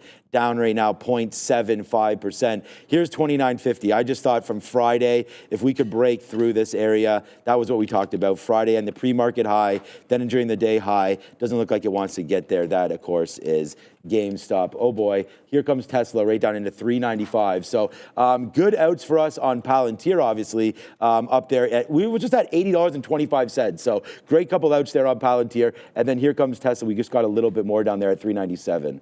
Yeah, it looks like we're going to get that curl. It did just wick the bottom. So there was actually a break very briefly of that low on Tesla. I have a 3-minute chart up, so I don't really use a 1 minute, but we did wick underneath and hold that 395 almost exactly. Just want to make sure I have my stop order in on Tesla. Oh, wait a minute. Nope. See, and that's why you double check. I was like, I think I just typoed that and put my stop at 94, not 95, and I was correct. I had just actually put the stop at the wrong place. So there's the bounce. Every $5 matters. Baby. 400, 405, 395. That's what we're trying to work with here. Okay, AMD is at VWAP. About to get our first taste of AMD, I think. But Tesla with a nice bounce off that 95 zone and heading higher. NVIDIA is also heading higher. And big shout out to Amazon, which just went $3 and which is absolutely screaming. I just wanted to point this one out. Amazon, this is what the chart looks like, and it's about to break 230. Boy, oh boy. The market's starting to pick some legs up to the upside, so it's starting to look very good for the overall market as well, as you're getting names like Amazon dragging us higher. ADRs. Keep an eye here on Rent the Runway, RENT. This one was actually halted to the downside, just reopened here, down 23% after its earnings report. Gap earnings of Gap losses here of $4.94 per share, actually beating estimates, but they did miss estimates on sales, and the lower end of their revenue guidance for Q4 was below estimates. It's also worth noting Rent the Runway announced a partnership here with the Dallas Cowboy cheerleaders, so keep an eye on that here for RENT with an 11.5% short float. But we also have QUBT, that one on watch here as well. QUBT, this is quantum computing. This one pushing to the downside here. Iceberg Research issuing a short report saying that the company is running behind with its new chip manufacturing hype. Down, it does have about a 14% short float, so keep an eye on QUBT with that news, guys. Back to you. Here again as it broke the bottom. So what a run that stock just had. Like, look at this, rate to VWAP and then this. Like, what? So look at all these outs, then romps, right back in and now going lower. Romps. So bye-bye Palantir as that gets really hit right now, to be honest with you. I mean, it's getting taken out right here. It was up 6, 7, 8% at one point there today, up to 82.75. That might be the golden spot right there. I don't have any more orders to go right now on Palantir. We said if this was going to fall, that we'd have to let it do that, and that's what we're doing. So we're letting the gap's it go. to 77, I think. Yeah, I mean, I don't even, playing this game is a tricky one.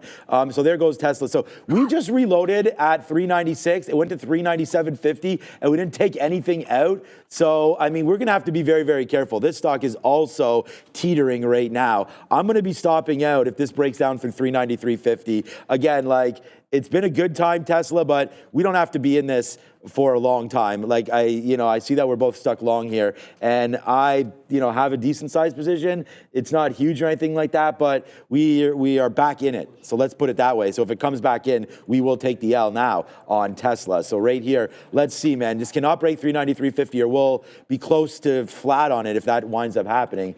So let's get back up to the upside right now for Tesla. Not a great stock here early, as it had a good move, right? It went to 404. We cashed out. So we'll find out what's going to go on now. But I don't know, man. I'm looking at that 93.50. Yeah, I mean, you compare it to the breaks that we had before. Like, it's about half. No, wow, look at that move. Rugged. Unbelievable. So it's hard for you guys to be able to see this since you were watching the stock. We were just on the offer, about to get filled at in front of 397, and they just grabbed all the way underneath that 95 zone and then right back in here. That could just be a capitulation bottom. Again, the fresh low is now underneath that 94, so I guess I will be putting a 94 stop after all, but that was wild. Oh man. Yeah, I just scalped in and out again. It might not be there. The breakout was good, but it was half as good as it was last week. And then the first dip buy, great into VWAP. The second one, they just rinsed it. At this point, I'm just going to back off and wait for some kind of a rounded bottom to start setting up, because this is not looking like I wanted to. We took our swing at AMD, our first swing at AMD, I should say. Look, obviously we wanted to short in front of 138. That was the plan. AMD's plan of action was to just die at the open. So I tried it off VWAP. It pulled about 30 to 40 cents in the money at one point and then just broke it back out. So we'll lose about 25 pennies on AMD and then wait for the next opportunity. It's not that we're trying to forget about other names, but Tesla obviously was the big one, and going to look for SMCI, which is also filling in the gap here to try to pull back into this prior high, that 45. It's holding for now. Let's see if this can do some higher lows. But where the strength is turned to, as I was mentioning, like, you got AMD pressing 230 and pulling into VWAP, which could be a nice little spot. Meta was, when I last checked Meta was challenging above 625. Maybe not as strong. I guess it's really just Amazon looking really strong out of the names I was just watching. So unfortunately, Tesla's breakout, it worked. It was clean to 05, but did not hold on. You're still getting some lower highs. There isn't a green candle. It's all green going into the 400 break. And on the way out, we still haven't had a green candle on the 3-minute, so no need to rush into it. And then I said if Tesla failed, I wouldn't mind pivoting to Rivian. It might be time to think about that. I'm not done with Tesla yet. It could still hold this level, but Rivian, very strong, up 9% to Tesla's 1. It's doing it today. There's no question about it. Can't even get back into VWAP. So we're like trying to get something out here, like 4 flat-ish or so. Like Tesla's kind of like we're still in Tesla. So a couple just different strategies a little bit there. I'm going to hold on to this because, again, we're waiting for that 393.50 break, which almost came in, man. I mean, I don't want to claim that like one of these strategies is going to work here, because the buy and the hold on this name, if you have your out, it's fine. We've already calculated it. We just got some more out on the way back up here for Tesla. But honestly, this is going to be like just one of those moves where if it holds, you're probably going to wind up back here to 403, 404. And so I feel I mean, I don't feel great about holding this, but I feel fine. So let's see. Here it goes now. So now we're back in, now $2 in the money. Okay, so far so good. Obviously, it's going to be a green day for us here on this, as we could just get out right now. Okay, now we're starting to go. All right, I'm going to put, there it is. There's another offer. All right, so now we're starting to hum right now. $2 in the money back on in Tesla. I'm taking out 5% every time, not 10, waiting for this. 397.50, next possible area. We're back all the way to the 50-period moving average. Let's get something out at 397. Bang, there it is, man. It's a little bit of a money trade happening for us again now on Tesla as it's starting to go. Let's go, man. 397 and change. Put out another one. Let's put out some more shares. Again, we're starting to feel this trade. There it goes. 397.50, baby. Oh, yeah, Neil. It's a chicken dinner winner right now for Tesla as we get right back into the money now on this one. Now $3 and change in the money. Now $4 as we break through 398 right now. There goes Tesla. Huge trade alert right there for TSLA. So, all right. Good one there. Finally came all the way back. We did wind up losing on PLTR, but that one goes down to that 77, as Neil mentioned. But it's Tesla. It's a monster trade right there for TSLA. So thankfully, because that was looking dangerous down there, that's for sure. And we had talked about it. We said this had a chance to go. So we would take advantage of that one as it moves to the upside. We're now out of half of it. Wow, good one there on TSLA. We'll run to Adair and then come back here real quick. 100,000 Bitcoin, by the way. 100,000 Bitcoin. Just wanted to let people know about some earnings day 2 opportunities. We have Asana ASAN reported on Thursday night here, up about 11.5% with a short float of 10.5%. We also have LULU, though this one has a little bit less volume, 600,000 shares traded so far today. Lululemon up about 3%. Getting a price target increase from Deutsche Bank. And then we also have Rubrik RBRK, also like the other two reporting after the close last Thursday. Does have about 750,000 shares in volume so far, 7.4% short float, up about 6%. So lots of day 2 earnings opportunities, guys. Thank you very much there, Adara. So as mentioned, Bitcoin got above 100,000 just now. Obviously, we're getting a nice little breakout. The market's starting to break through those highs, but I got to go over to the crypto name that we're looking for, which was, okay, well, Palantir also made a bottom off that 77, which was the gap fill, higher low off of 78. I want this 76. I don't think we're going to get it on Square. There's your support level at the 96. On block, I should say. If we end up breaking out 100 and I'm not long going before we get there, then that's a huge disappointment. So higher lows right now at 97. As long as we hold 100,000, I want to look long. VWAP's going to be in here at 97 as well for block. All right, Palantir just filled the entirety of the majority of the gap.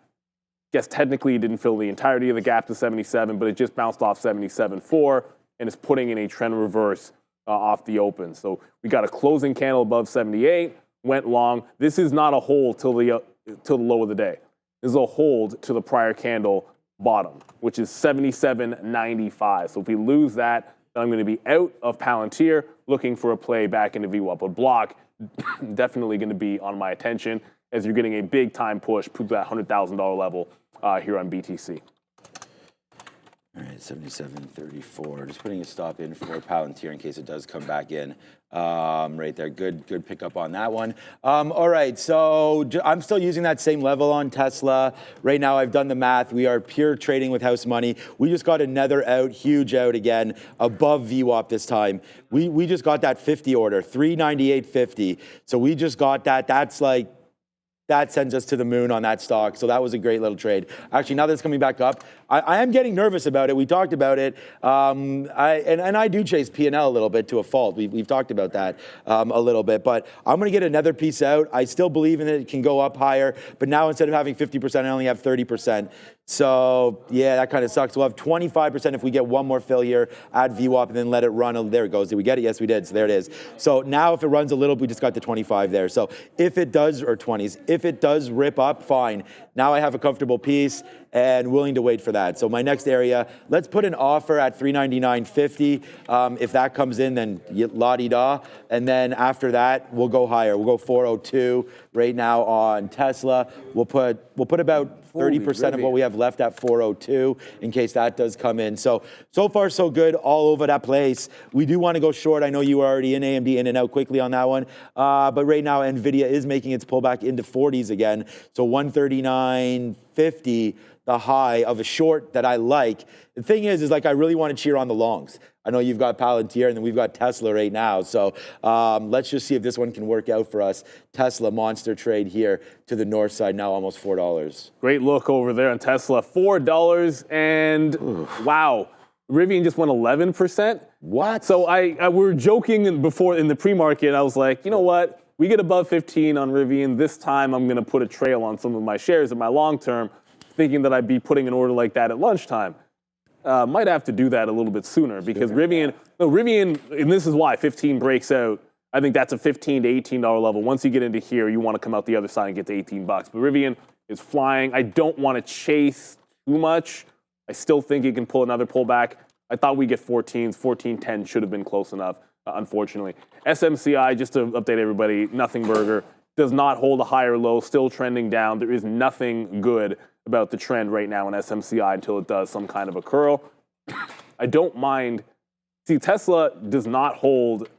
Well, the way it holds is way too hard for me to get back in. The higher low it put in is at 98, which I'm not going to take. Oh, my. So it's got to hold the $400 level. And by the way, Alibaba, another one. Tesla, another one. Now 93 on Alibaba. So there was no playback into the pre-market lows. There was no VWAP pullback. It's still coming back in. But so far, so good. I mean, I'm not going to complain.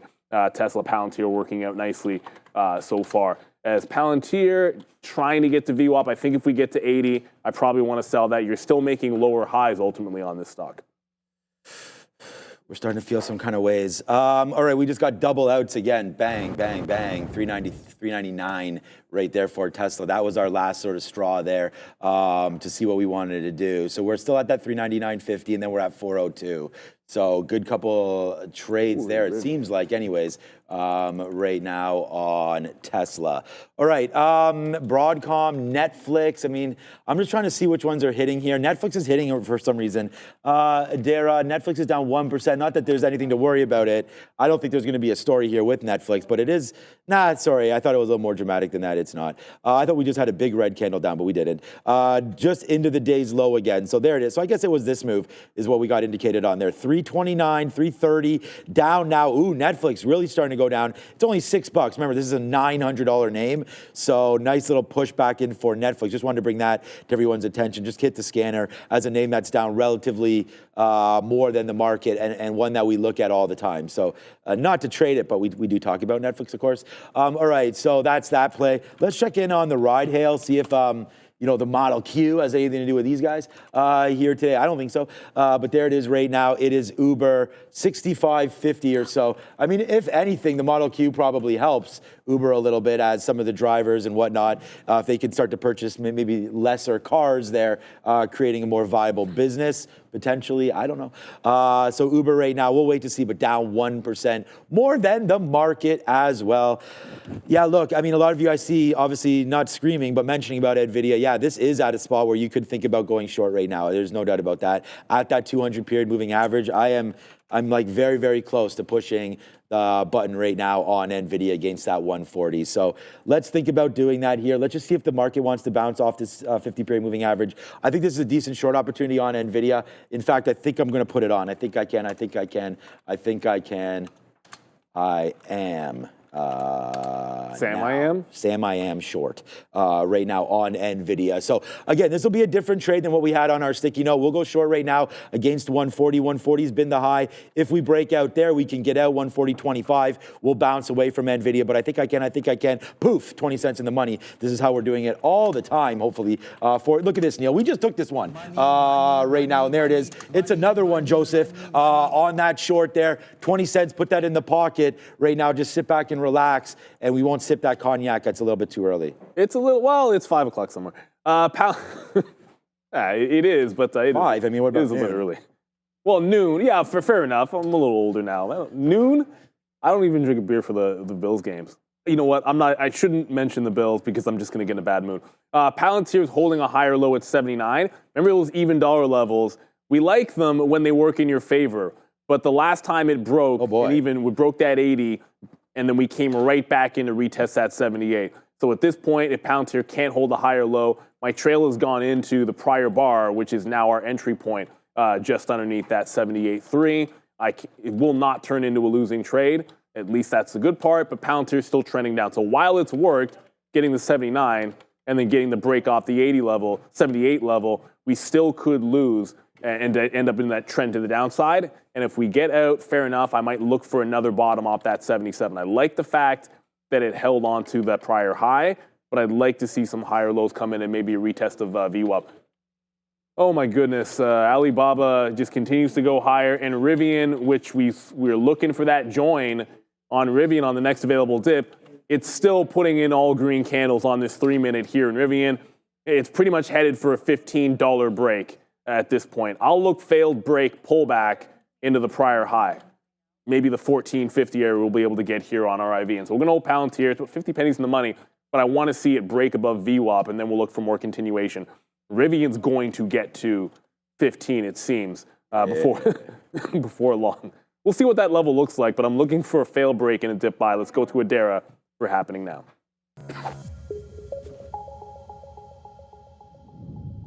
We do have here about 5 seconds until we get these wholesale inventory revisions here month over month. 0.2% here to the upside for October wholesale inventories versus the previous prints of -2%. So this number is in line with a consensus of 0.2%. At 11 a.m., we're going to be getting consumer inflation expectations from the New York Fed. So keep it out for that number. Usually not a huge market mover, but something to be aware of. We do have here the Qs pretty chop and churn today, down about 0.14%. There's a lot of strength in the market. Palantir and Tesla both sharply to the upside.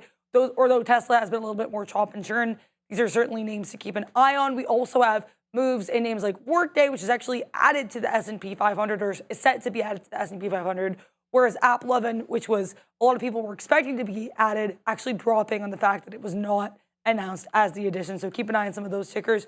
Also keep an eye on BIDU and basically every other Chinese ADR, all near high of days, as well as FXI and KWEB. So some of these ETFs that you can play Chinese ADRs with. Basically, we do have some reports that Chinese officials, Chinese policy leaders are looking to embrace a, quote, moderately loose monetary policy. We've been looking for a stimulus here for China, so it's a great look for these Chinese ADRs. We also have NVDA. Sean's been involved in the same, but in case anyone missed the story on this, basically we have Reuters reporting that a market regulator here in China has actually opened an investigation into NVIDIA, suspecting that it's violated China's anti-monopoly laws. So antitrust investigation here for NVDA.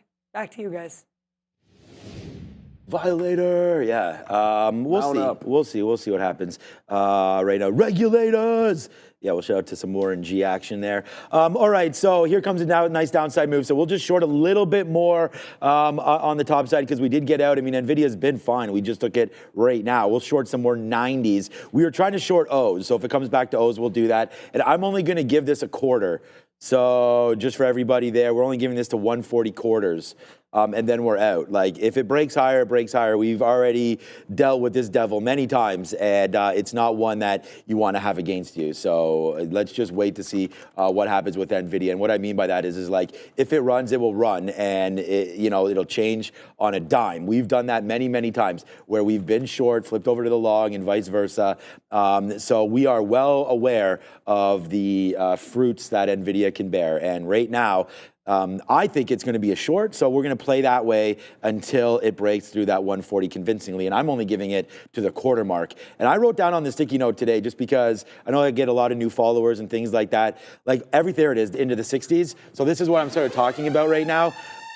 Like, everything that I'm talking about is scalping, right? It's like it's in and it's out. And then if you ever hear me talk, like there's another fill at 57, like I said about this Tesla trade, I said, hopefully we'll be able to hold this for a bigger move higher. So I already told you, man, we're already out of 70% of this Tesla trade now. So hopefully it will continue to work higher, but it's a completely different trade. We're trying to scalp out of NVIDIA here and hold the rest for a longer move. So right now, there it is. It's a nice move to the high side there for NVIDIA, and then gave us the short, and now we're starting to scalp it out again here now as we come back. We're above VWAP, we're above the 50-period moving average. So I like the short for macro reasons, as we've talked about here a couple times, but other than that, if it breaks higher, it's technically against what I'm looking to do. So right now, NVIDIA will keep on scalping where we are. If we could take 20, 30 cents, great. And if we can hold 30% or so for a move lower, similar to what we're doing on Tesla, that's the plan of action there. So just like you did there on Palantir, as we're waiting for bigger plays. Sometimes you scalp out of some, at least this is what I do, scalp out of pretty much the majority of these trades, stay green, keep in the pocket, but at the same time, try to have a little bit of risk.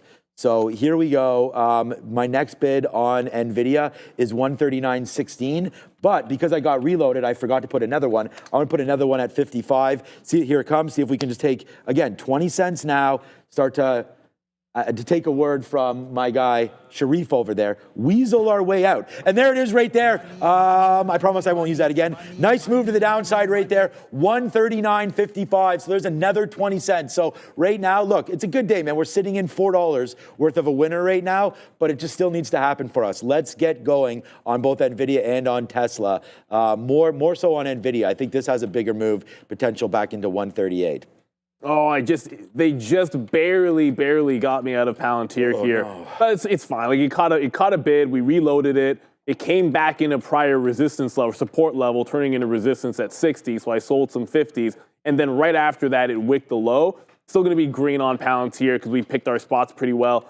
You know what, it's still making lower highs. I don't need to jump in at the same level. Still making lower highs, probably wait for a retest of 77 or like a rounded bottom. But what is going on? Reddit, look, there's a lot of names flying around here. Reddit through $180 now and continuing to fly higher. We've already mentioned Rivian in the EV space. NIO, NIO, all the Chinese ADRs are up. NIO is up 15%. For all of those looking at NIO, just pop the daily. You're at the 50 period on the daily. 540 is a resistance as well. But I think a pullback here would make sense, at least technically. And that's the high that we got. So I think a pullback into VWAP is making a ton of sense. There on NIO, looking very good, very strong, obviously. Rivian, which is the one that I was, no, Rivian. All right, I'll go to the black chart just to be able to give it to you guys. Rivian looking pretty strong. I still want the dip buy, and it's starting to come into VWAP as we speak. So trying to pull back into VWAP right now is Rivian, that $14.50 level coming in hard and heavy. Let's go to Adara. So with Reddit here, in case you missed the catalyst, one of these here, the catalyst that came earlier today, is actually on our watch list. Basically, Morgan Stanley upgrading to overweight, raising their price target from a street low of $70 to a street high of $200, then right after 9 a.m. here. So just before the open, we do have Reddit announcing that it's going to be launching a test version of its AI-powered conversational interface. It's calling this Reddit Answers, which basically is going to be an AI that allows users to receive answers to their questions. And the rollout is going to start here in English for U.S. users on December 11th. So they're going to start rolling this out in about 2 days. Our DDT with a couple of catalysts here to the upside. All right, here we go. We are now trading short. Right there, look at NVIDIA. Here we go, baby. I mean, this is exactly, Joe, what we're talking about every single damn day right now. Trying to hold on, trying to make something happen for us. Get into those 30s. I'm bidding 30. Come on. You cannot be bouncing off that 30. Come on, my guy. NVIDIA, come on. All right, I'll punch out a little bit there. All right, I'll take some 34s. I'm still bidding 30s. Hopefully we can get that fill there on NVDA. All right, so there it is. We take some out. Anyways, good trade there. 50 cents short on NVIDIA, right? But meanwhile, Tesla, wow, we just got that fill. Nice fill. All right, good fill there for Tesla on the downside. So let's get some more orders out. Sorry, on the upside, my bad. It's NVIDIA downside. That was a good fill too. Bounced off us to 30. Good thing we punched some out there. We just got 38, 33, 98, 50s right there on Tesla. So getting lighter and lighter on all these positions, guys. There comes the market in on NVIDIA. Oh boy, Neil, this is going to be what a day again here. So, you know, Palantir, we're red on Palantir. We talked about that, just in and out, and then boom, that last take right there put us red on this name. But, you know, today will be a monster day. It's Tesla, it's NVIDIA, and it's just going to be another good one. So even though we're going to be 2 for 3, you know, again, about the risk management, putting us pretty much at our daily goal right now. We're going to try to obviously make a little bit more than this, but look at that NVIDIA short. Again, the only short on the board. We called it. We believed in it. We averaged into it. And honestly, man, that's That's the confidence. We have that confidence buttons, but that's just for fun. I want to thank Adara for that. But it is. You got to be into your trades. You got to trade the names you like.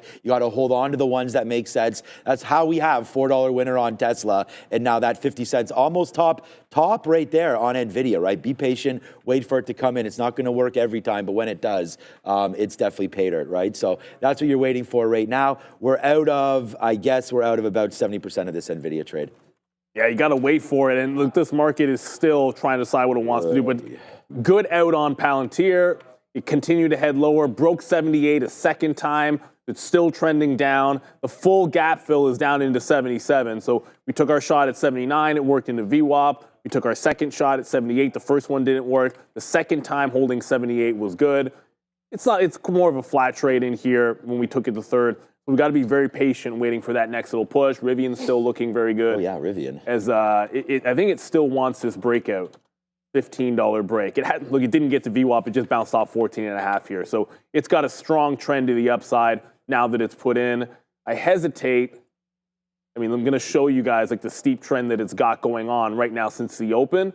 If it loses that trend, it's going right into VWAP. So I don't necessarily like a mean revert trade on Rivian. We'll be very, very patient with this. And look, a name that we kind of forgot about here is right, Palantir's trying to hold. Not yet. Don't want to get into it too early. Apple, double top. It just barely broke Friday's high. So another top here for Apple. This is looking pretty juicy. If you're looking for what's actually strong here, Apple consolidation, potential top break. Check that. Double top from Thursday and Friday. A triple top if it breaks out this 245 level. So I got to put Apple on my radar here. Like, it's all green while the market's doing not much of anything. That's a very strong stock that we weren't looking at before.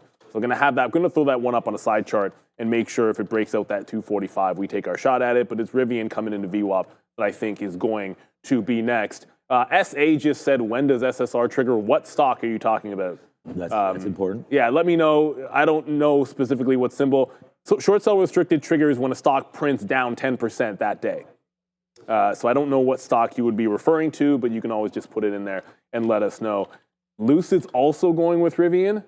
I prefer Rivian, but that's just the way that it trades. But Lucid basically the same move. So I think you pick your poison. Lucid looking arguably a little bit stronger the more I look at this. Yeah, actually, Lucid is stronger. Wow. Okay. Yeah, that's a good move on Lucid. Oh, then Rivian. It is stronger. 17%. Yeah, it is stronger. All right, so just real quickly here, man, we're going to turn our trade around a little bit here. So we did get some out. Tesla broke. We got out twice there, breaking through 397. We got more out. I mean, we talked about sort of the 200 period moving average as being like that spot for us. So right now into Tesla, getting lighter, man, dropping it out there. I've been in and out of so many shares on this name, but we're getting lighter and lighter on it right now. I'd say we have about 15% of our position left right now on TSLA. I'm pretty happy with that many shares left. So give it a go here. See if it wants to hold. Again, my stop is going to be the same because we're getting lighter and lighter. 393.50. I think we'll try one more time down here at 394 just in case we get that like sort of whoosh down, but let's just be specific about what we're trying to do, right? Like we only have so much money that we've made, and it's never ever a good idea to give things back, especially when you've sort of seen the top, and that's why we battled with this so many times. They're like, we were hitting the celebrate good times button when we got that 398.50 last time, so you got to do that. And then also, guys, by the way, from $4 to just a small one, there's that confidence again. Look at NVIDIA break. So there it goes, man. Be in the trade. Boom, to the downside. There it goes. It's $1 on that. So this is why like the NVIDIA right now is completely fine, Tesla's completely fine what it's doing because we're able to capture this there on NVIDIA. So sometimes it's just, things happen for you. We get the Tesla long off the bottom, be able to get it out, and then be able to switch over gears and flip over to NVIDIA and take that, right? And again, this is the top two names. We have Tesla, Palantir, and NVIDIA all over here on the note of stickiness. That's not good. What's up, Adara? We have a Hershey here of about 17%. And for context, this ticker is now valued at $200, so this is not a small cap by any means. Basically, Bloomberg just reported here a couple of minutes ago that Mondelez is exploring a potential takeover of Hershey. Apparently, they've made a preliminary approach, and they previously walked away from a deal with Hershey's in 2016. So keep an eye on HSY, Hershey, and Mondelez here, MDLZ, going forward today, guys. Okay, that's it's a little bit interesting. So we're back into VWAP on AMD, and then Palantir is very, very close to a trend break. We're going to get there in a second. Lower high here, first time into VWAP, didn't work. It did not fill in the gap to give us pre-market lows, but at least this point you've got a resistance at 134.5. So I'll look for it to either pull into 134.5, curl at VWAP for the short, but PLTR, here it comes. I'm just not going to draw it again. There's the trend. If it closes above 78.5 on this 3-minute, then you're going to have a break and a hold above the trend line here on Palantir. Then that will be the next entry for myself on Palantir. I said Lucid was looking stronger than Rivian. Rivian hasn't broken 15, hasn't pulled into VWAP. It's about to retest 14.5. I'm looking for either a 14.5 hold on this pullback to give us a nice little rounded bottom, play back into 15 even, or we wait for the volume weighted average price to come in there.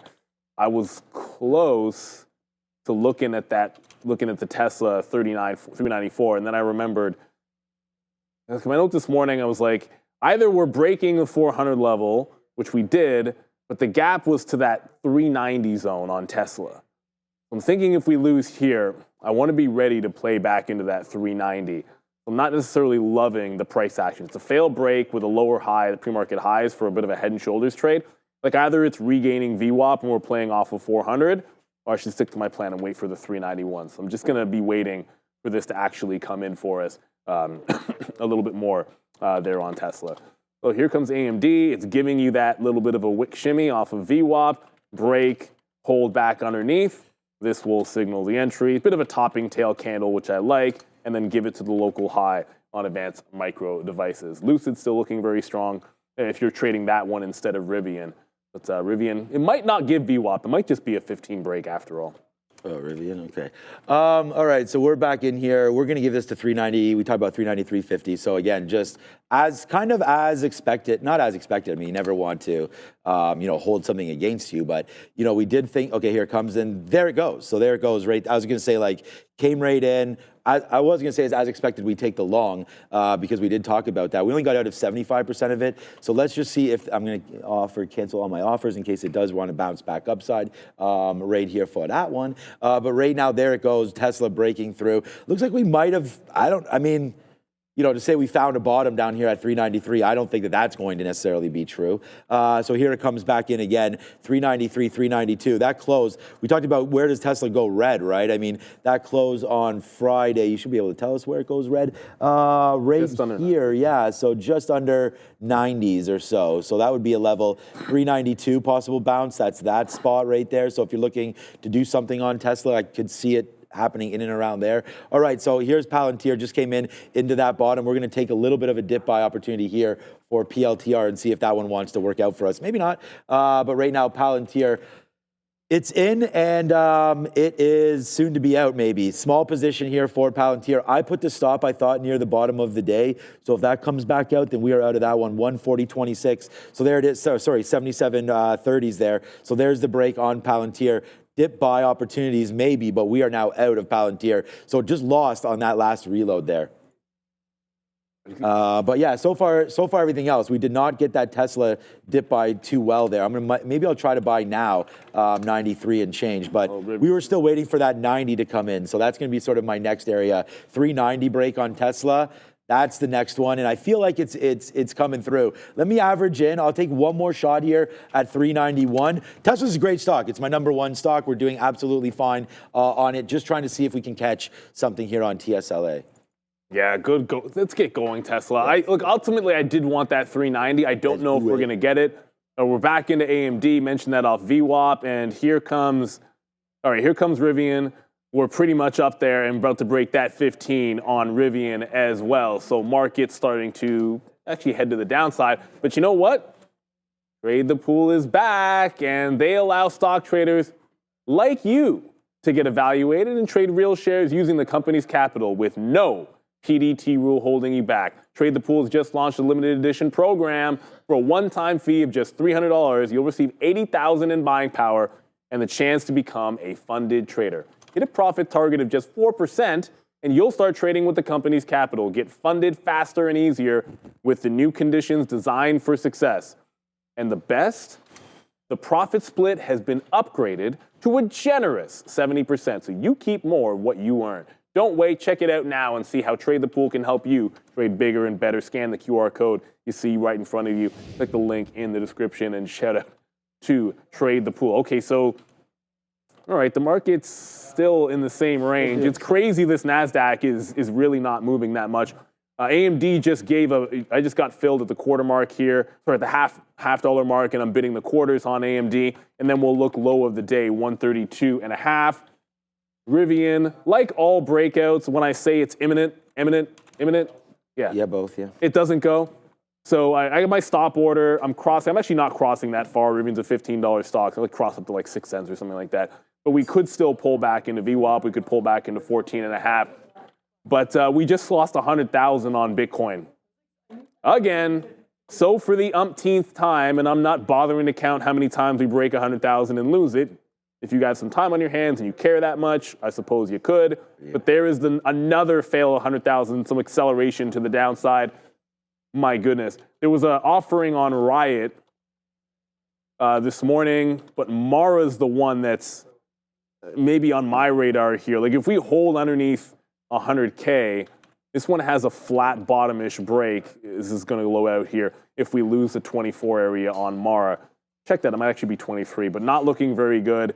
Nice consolidation on Mara. But remember, we just broke 100,000, and this didn't go green, didn't hold a higher low. It's one of the weaker ones out there. Those miners and their dilution taking a bit of a toll. There, Mantas on the chat just said this. What? Why don't you short Rocket Lab? Well, because I haven't looked at Rocket Labs. That's the best answer for you.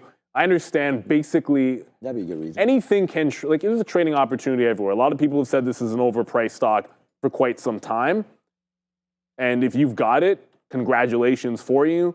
You had to have this either at the open or off of VWAP. I don't see any other trades with this. So if you weren't looking for this off of VWAP, it's about to go. This is probably what everyone meant. This one goes short sell restricted any second now. You guys must have meant Rocket Labs. Yeah, probably. Is it? I believe it's a small cap recap actually. Let's go over to Adara for the small cap recap. Maybe talking about this.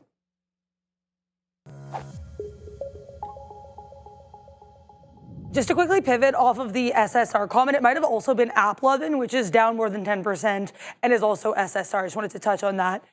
But also in terms of small caps, we have IWM. We have this 15-minute candle here trying to do a bit of a bearish engulfing. We have the Russell 2000 for once holding nicely above that 240 area, which we know we did struggle a little bit last week. But as of right now, we're struggling to hold 241. So let's see how IWM can continue with these whole dollar levels. We know they have been a bit of a struggle for the Russell as of late.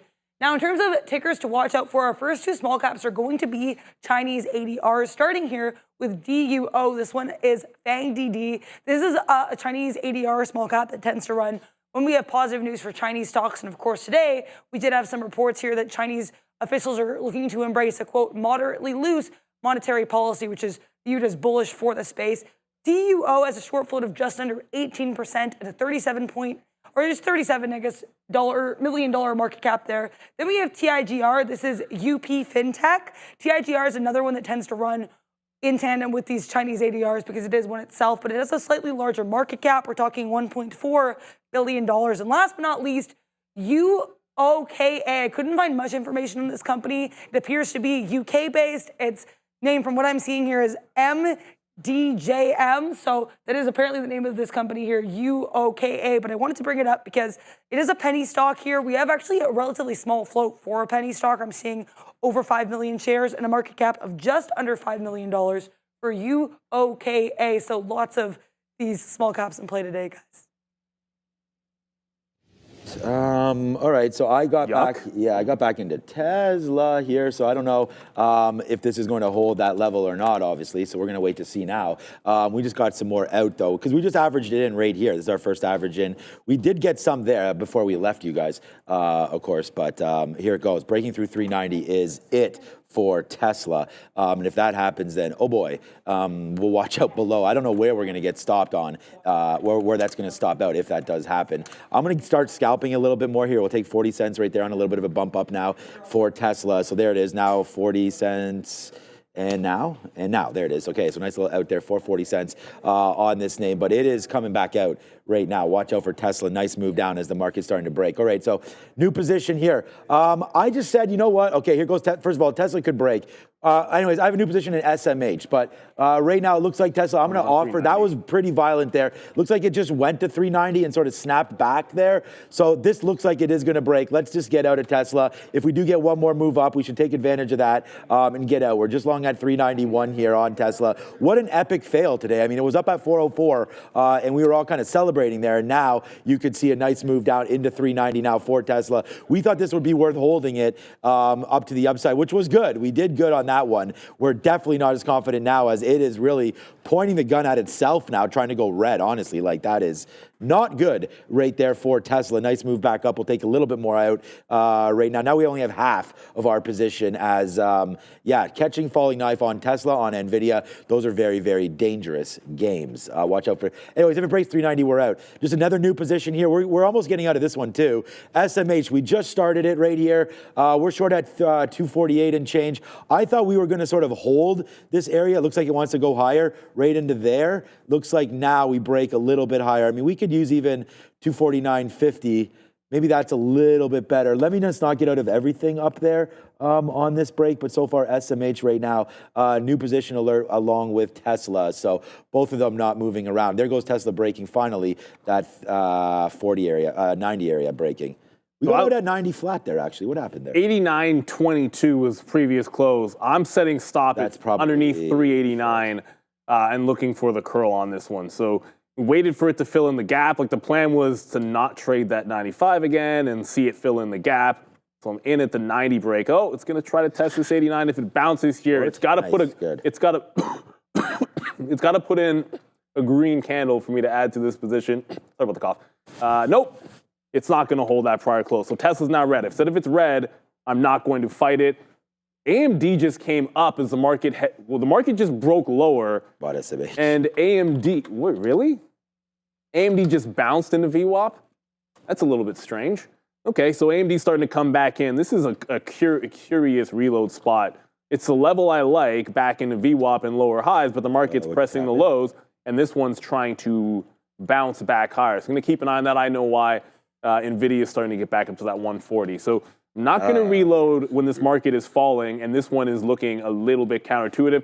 By the way, Palantir, no reload. I said if it puts in the higher low and can start showing some strength, we take a shot at it. Otherwise, wait for it to fill in the gap. Well, see the lack of any green candles or any curl? Yeah, there's just no curl right here off that 77 level. It's still dropping. Wait back for 75. You know, if I'm not shorted, and the name that I am short is basically flat, I'm not chasing and I'm not punching into the short at the low of the day. Rivian's still not broken 15. I don't think it's going to break 15 at the rate the market is coming back in. More likely to retest VWAP. Dr. J. What up, Doc? Just said Qualcomm is flying.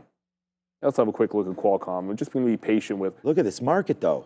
Yeah, Qualcomm at the high of the day, up 2%. Great call, Dr. J. You not only do you have the single greatest, I think, non-dunk highlight in the history of the NBA. That wraparound was ridiculous, but you can call out the stocks. Very strong stock today. Just watch out for the daily chart because somebody's been selling the boat at $165 on QCOM. Like, look at the line here, and it was a big support level as well. So if it gets to 165, I think that's a big level that you got to watch out for. All right, Tesla, this is the problem. Right. Like, it's a bottoming tail candle. If it doesn't make another low and gets back green, so if it holds the current low and goes back green, that's an entry for me, but you can see it's still going to the downside. It's a very specific type of entry. Got to hold on to that low, and then you've got to go back green, and that would go punch long in front of it. if AMD does not make a break and get down to that higher low soon, I'm just going to take more out at 133.4. The market's breaking lower. The NASDAQ just went. The NASDAQ's starting to flush a little bit here. We finally broke trend, and then this can't even go more than like 20, 30 cents in the money for me on AMD. So you are seeing some strength come back into those chips, which is a little bit frustrating. You guys let us know what else you're watching in here. I got eyeballs on Rivian, VWAP, and Tesla, which is about to go. It just went green again. Okay, finally right now. All right, so finally, man, this is going to be the biggest trade right now. This is now going to be P&L number 1 here on the day as SMH, if it can continue to do this. Let's go, SMH. Oh, yeah, baby. This is a big trade alert right now on the semiconductors. I was like, why is this not dropping? Why is this not dropping? And it's dropping right now. Let's go into the gates of hell. Bye-bye. This is your new Dollar Club member right here. It's a big trade, guys. I'll leave it at that. We have multiple entries right now on this name. SMH, good. Woo. Well, that was a day saver right there, to be honest with you guys. Right there on SMH. So good trade, thankfully, for me there, as we really needed that. Nice move back in on this one. And it was just because Tesla fell back in, right? We already lost on Palantir there. And of course, we have NVIDIA. NVIDIA also your Dollar Club. And this is what I'm talking about. You know, put down on the sheet and actually do that trade. And I mean, that's what we looked at. We looked at SMH. The only thing that we wanted short today. Yes, sir, Neil. This is a big one right there on SMH. There it goes, another dollar right there on this name. Go, wow. We have more than half of this name, and it is just now. It is now like it's like rearing its head on those like Tesla profits pre-move coming back in right now for SMH, and there it is right there. Good move back in. So. Again, we talked about why we liked it. It was up here. We talked about that 249-ish area. We were only giving it to that anyways. So nice little move down now for shaking my head. There goes NVIDIA as well. Tesla's still doing its own thing. I'm going to go back to that in a minute. But for reals, we got to get another piece out right there on NVIDIA as the bear is rearing its ugly head right now. But we'll take it though, man. It's not that ugly when you're short, that's for sure. Shout out to everybody that is short. There goes NVIDIA bleed, baby. This sucks, man. I mean, look, I love NVIDIA as a stock. It's one of my, probably is close to my biggest holding. But right now, SMH downside, NVIDIA downside. Oh boy, Neil, there's $1.40 now on SMH downside. Palantir getting woodshedded as well. It's down to 76 and change. But oh boy, we're doing really well now. Come on, SMH downside. What's up, A? Yes.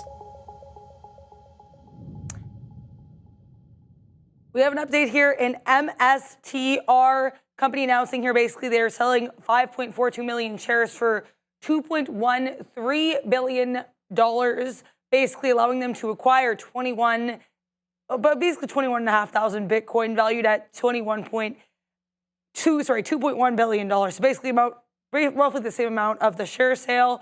Now they've increased their total Bitcoin holdings to 423,650.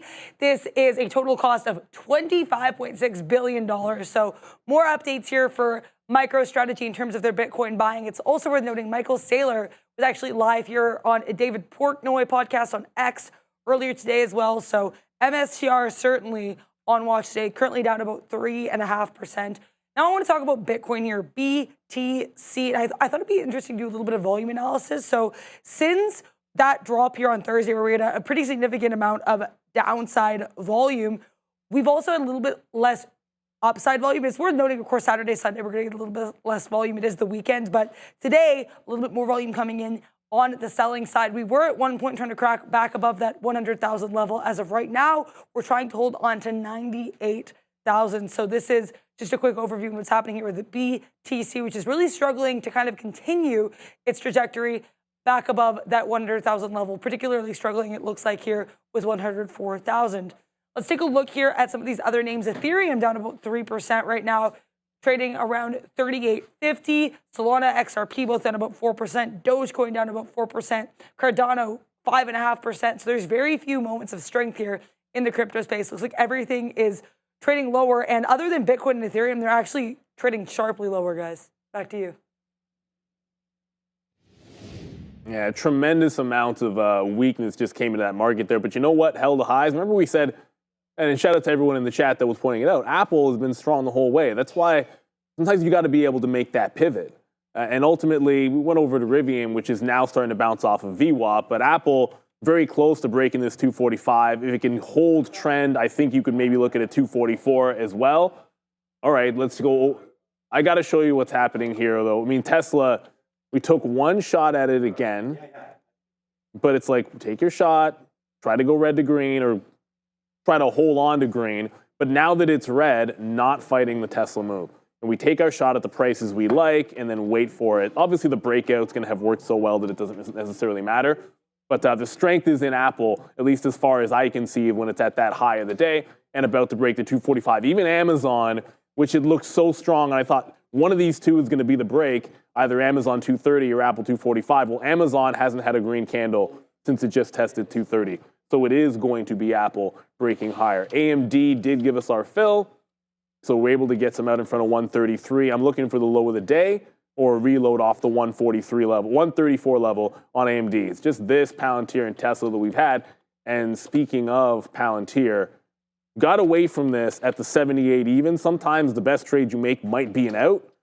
And we had that tight stop in front of break even. Wow. And I didn't know this was going to happen, but 75 said if it breaks here, 75 is the next spot.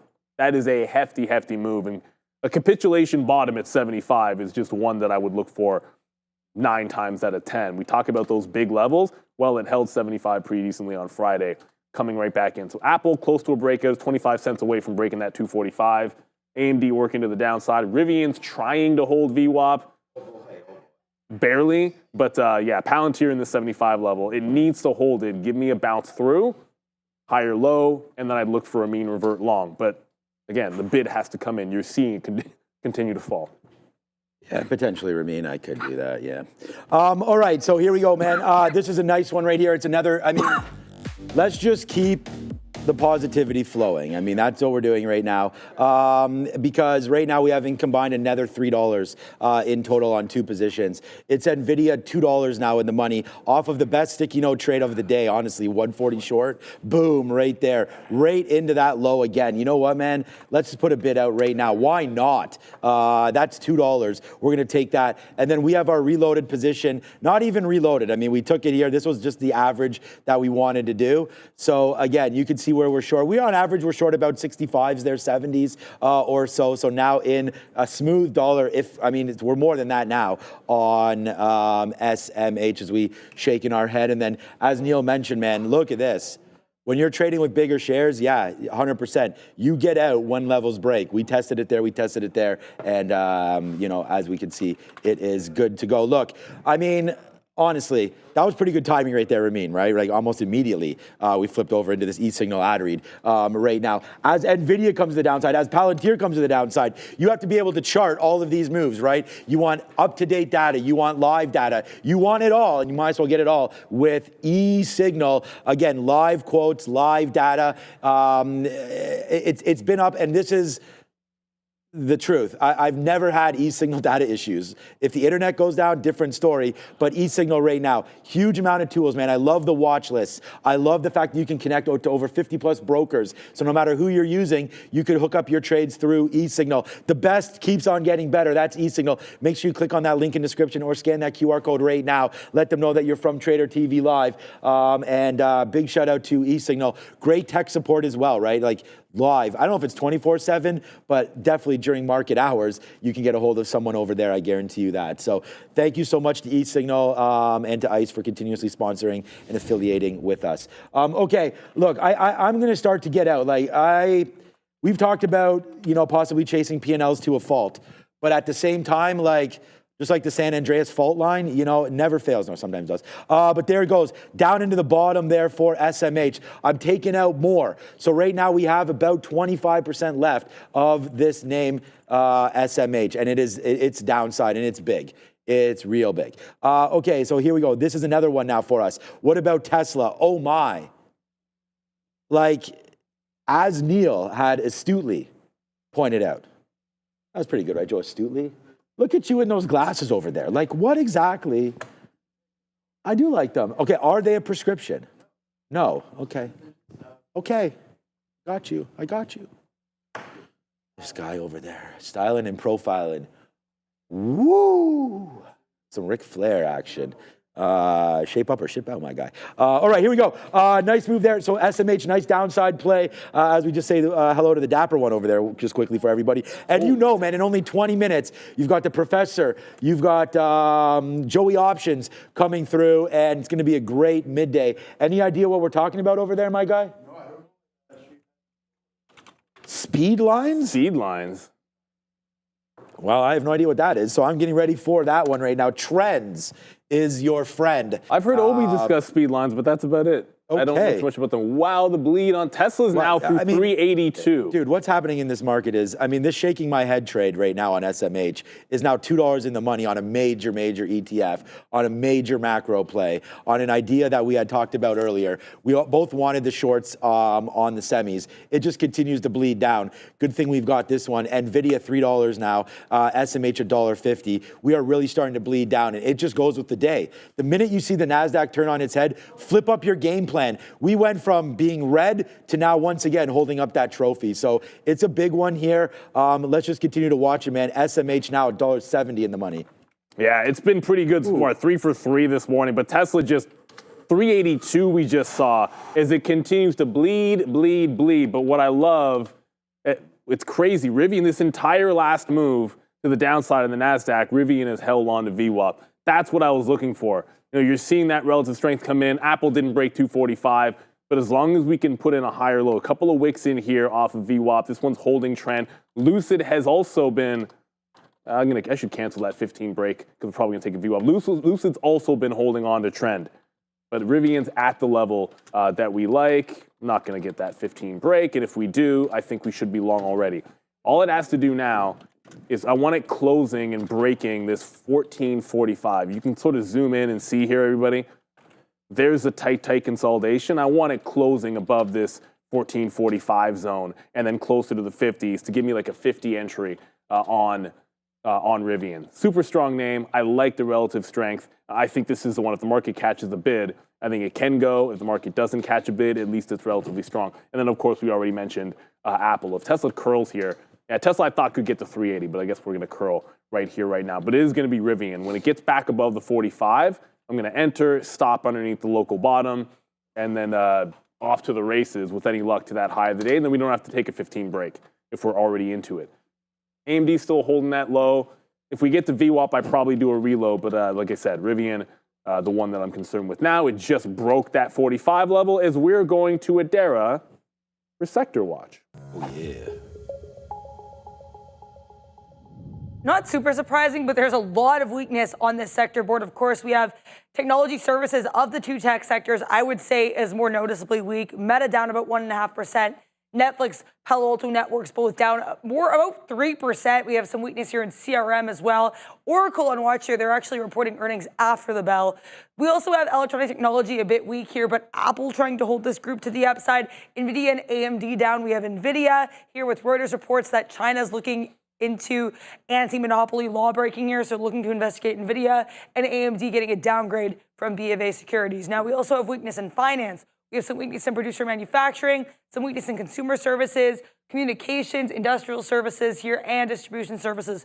In terms of strong sectors, we do have some strength in health technology, largest component, Eli Lilly to the downside, but AbbVie, Amgen, Merck, Johnson & Johnson trying to push to the upside. Energy minerals pretty strong here. Health services, not too bad here as well. So there's a lot of sectors to keep an eye on here in both directions, though, again, a lot of these are going to be trading lower today, guys.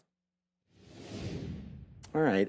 Just real quickly, thanks, Adara. As yeah, you know, ever since we're both seem to be trading like big cap tech now a lot, so it's good to have that sector recap there. So thanks, Adara, for that. Look, I'm going to be tapping out a little bit right here at 248.30s coming in on SMH. We're going to get out of a quarter of what we have left. We only have left a quarter, less than 20% of our initial position. When that came in into when you can get high of the day back to VWAP, then back to it didn't quite get to the 200, but when we got close enough to that, these are like areas where you just get out. I think we've done a good job in our sort of education of all of this as we continue to talk about, you know, what we're looking at, how we're trading, and what our risk to rewards are. I mean, keep on preaching that, that you have to have outs, you have to be a risk manager. And all of you that watch the show would obviously know all about that. NVIDIA comes right into there as well. That's a good spot to get out. We did hold something for that last little push, but again, less than 5% now left on NVIDIA. We didn't do the greatest job of holding this. We were really happy to get out right here, roughly like 138.50, which now seems a little bit silly because we did go down to 137.50. But again, you have to take it for what it's worth, because like that Tesla trade, again, which was looking great, all of a sudden did this, right? Until it finally found a base randomly, I feel like anyways, at 382. Like that 380 was the 200 period down there on the 5-minute chart. And you also had 380, which was roughly the level there on Tesla as well. So, hey, Professor, it's raining out there. I saw you with Boo. Yeah. Maybe I'll borrow your... I have an umbrella. Oh yeah, okay. Some of you guys have umbrellas. Oh, I'm not cool. Yeah, so I park underground and then just get into there. So no, there's no point. Yeah. Appreciate that. Yeah, Apple all-time highs. Okay, there you go. Professor sits right back down and is like, let me check in my position, baby. And then he notices Apple right now flying. So Tesla right there. Nice little pullback off of that 50-period moving average. So be careful here with everything that we're looking at, of course, with this market. It seems a little topsy-turvy now, but we'll wait to see. Yeah, the market catching a bit, I think partly because, look, it was bleeding, but I'll get to Apple broke 245, but I think the bigger move just now was this bottom on Tesla. Tesla bounced off 382 and went straight to 86. Clean on a 3-minute. That's a pretty big bounce. If it can put in a higher low, it's exactly the kind of thing that can propel us. It was bleeding so badly off of VWAP. Right. It's nasty. I did get up, and I know why I didn't get the 45 break, because I got up 45s on and then canceled. I didn't want a breakout order filling. I'm not at my desk. I came back down and didn't remember to put it back in on Apple. It did dip back down into 10s and then played back into 35. I'm looking to add in front of 35. If it breaks down underneath this prior bar wick top, I guess, if it loses 45, I'll just jump out and look for a trend reversal.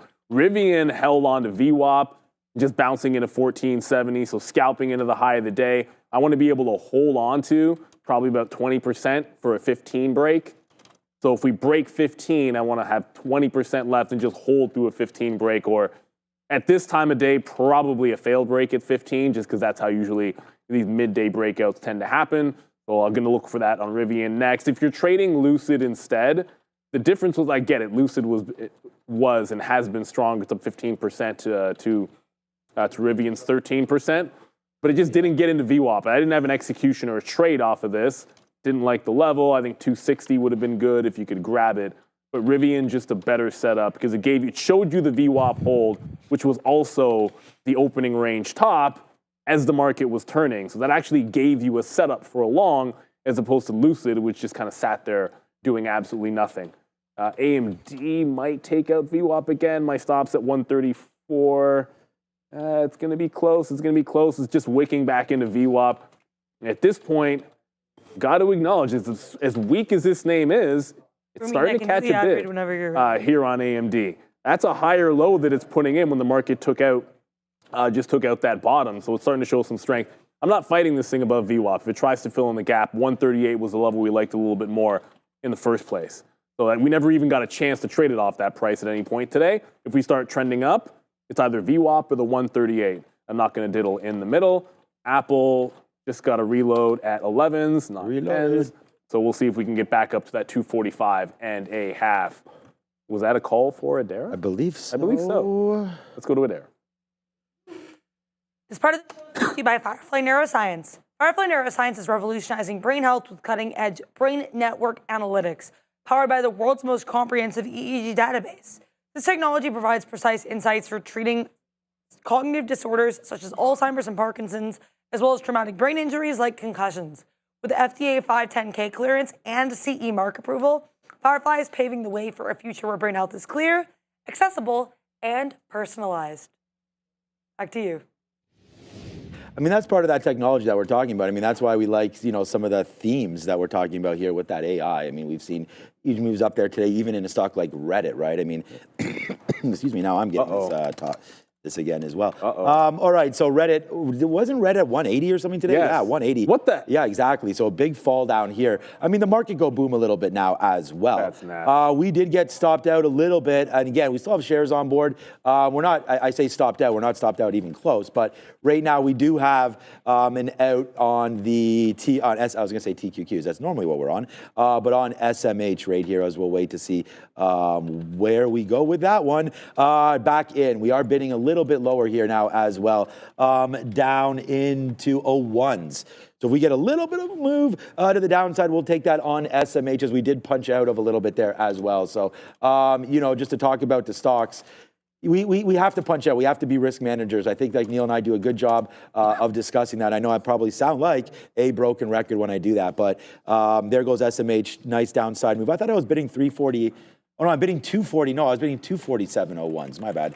Not the other way around. All right, I'm going to put out another bid right here, and part of knowing your positions is knowing what you have your bids out. So there's another bid out for SMH as it's bleeding downside a little bit. Palantir, wow, now 74. Palantir getting like 74. Yeah, it's not great, man. Down to $74. Palantir, which was up 8% or so in the pre-market, now down. This is a 10% reversal, right? Like $82 down to 74. That's $8 off of 82. Not great move here for our friends Alex Karp and company, but a nice downside move for Palantir anyways. I guess technically speaking, I mean, it's probably at a level where we could buy. It's 10:50 right now, the time. Not that that matters, but if you just look at a little low. And our charts, obviously, Palantir went from the New York to the NASDAQ. So you got to respect the fact that on a weekly chart, what Palantir has done. Like if you're panicking about a move like this to the downside, then ultimately you're kind of forgetting that since this made the big breakout on this weekly, you would doubled. Like it's pretty much exactly a 40 to 80 move. And to get a pullback off of that, like technically isn't, like it's nothing. Technically, it'll be the biggest move down we've seen in quite some time, but ultimately that's because you just had the bigger move to the upside on Palantir. So the only trade I have down here for anybody, like you're probably just looking for a mean reversion, which is always very particular, right? It's like hold a trend line straight to the downside and then close above, which is setting up. Rivian's getting to the high of the day, but if this finally, and I've been waiting for it to do this since it got to 75, close above the trend line, take a shot, give it to the higher low. That's a very specific kind of gimmicky, not gimmicky, but like technical trade. It's bleeding here on Palantir. But you don't get mean reverts unless the stock is going crazy in one way or another. That's the whole point. Let's go to 1050 already. Ready. Let's go to Adair Money Talks. Time certainly flies here, but we're not having much of a flight in the U.S. dollar. We're actually slightly down in the day. Though we're still holding that support that we established back on Friday around that 105.70 level on the daily chart. This is what we have going on here with the DXY, which is still, other than the support we have right now, generally making lower highs and lower lows since that top we ran into at the end of November. Lots of economic data to take a look at this week. We do have some labor cost and productivity coming in tomorrow morning. Those are both revised numbers. Then Wednesday, we'll get our first really big print of the week with the CPI print. Then Thursday, we'll get PPI, and Friday, we'll get import and export data. Now, this economic data is also super important to watch ahead of the next FOMC meeting that's going to be Wednesday, December 18th, the last meeting of the year, and it's just over a week away. So certainly something to keep an eye on. We have seen increased odds here on the FedWatch tool of that basis point cut of 25 basis points. We're seeing 89.3% of people expecting that cut and 10.7% of participants here expecting no cut. We had a lot of Fed speak on Friday. We actually had some Fed speakers, including Bowman and our newer Fed there, Fed Hammock, basically saying that they're looking for a little bit of caution here with regards to the rate cuts. We also had Fed's Bowman stand by her decision to dissent from that 50 basis point cut we had back in September. So we're going to have to wait and see what happens at this meeting. But there's worth noting, we're not seeing a lot of consensus across these different Fed opinions. There's 12 different members, and since we already had someone dissent back in September, it'll be really interesting to see how things shape up at this next meeting, guys. Back to you. Sure will be interesting. Yeah, we're going to cross that 90% mark priced in before we get 1 week from that decision. But just as, look, Palantir, it was so close, right? Like, that's the condition we're looking for, close above the trend line. The second I'm like, it's about to happen, I jinx it again, and you're about to make another fresh low. So it's the second time, so check that, the third time that I've been looking for that mean revert trade, and again, it just does not come in. Not to ignore Apple, but Never. like it's still trending higher and looking good. The market just made another low. So at some point, if we just continue bleeding in the overall market, it's hard to imagine this holding the trend. But for now, it's working. So we'll basically just hang on to it for that 246 test. Oh, Rivian, I should go to the daily chart. I haven't shown this too many times. We didn't show it once. $15 isn't like a random level. It's a big resistance zone. That's why I think it's starting to struggle every time it gets into the 15. So we're now down to that 20% that we wanted to hold on to for the trade. I thought it would be on a push up into 90s. Instead, it was when it lost 70. So either we get down to VWAP and our stop is underneath VWAP, or we're going to get that push into the 15 level. So Rivian, nice balance. It was a join and find something strong. Like instead of trying to fight Tesla, said earlier, if Tesla can't do it, then we just pivot to something which is strong, which kind of fits the same bill. Tesla just double bottomed for anybody that's still looking at Tesla. Now 1.5% down. Nice little double bottom got put in for TSLA. If there's anything else that we haven't mentioned here, I've seen this a few times. Shout out to Ari Pages. I'm just going to try to zoom up here. Wolf, new high of the day. You're shorting on Wolf Speed? Whoops. I just clicked the wrong thing on my drop down because apparently there's some other thing on the OTC, which is called Wolf something. But Wolf Speed, I always hesitate. These ones, when it's doing this clean of a move, like that's a very, very clean, strong trend that you could just throw in. Generally speaking, I only ever want to short something like this if it loses the trend. Like look at how nicely it's holding on to it. The volume's pretty good. I guess if you close underneath 11, that's a pretty good looking setup. I don't know the story here. And it's on resistance on the daily. Oh, this is I like this setup, Ari Pages. You're at resistance on the daily, just above the $11 level.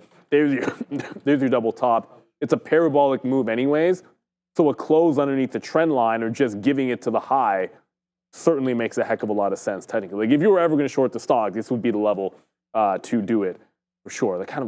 It's weird because I'm looking at a reverse play on Palantir, which is to go in the other direction as it's trying to bounce on a reversion. So that's the one I'm watching on Palantir, but Ari, I think you have an obvious mean reversion setup there that generally I would like, but I'm already hunting for one myself.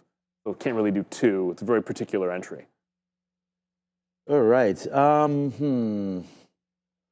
Nvidia 139. Yeah, I mean, we're $2 in on Nvidia. And I mean, I just wanted to point out, because we're getting close to the end of the day, right? To me, I've only traded 4 names, and they're all pretty much just off of here. So we have the watch list that goes out. We also have the sticky note that goes out every day.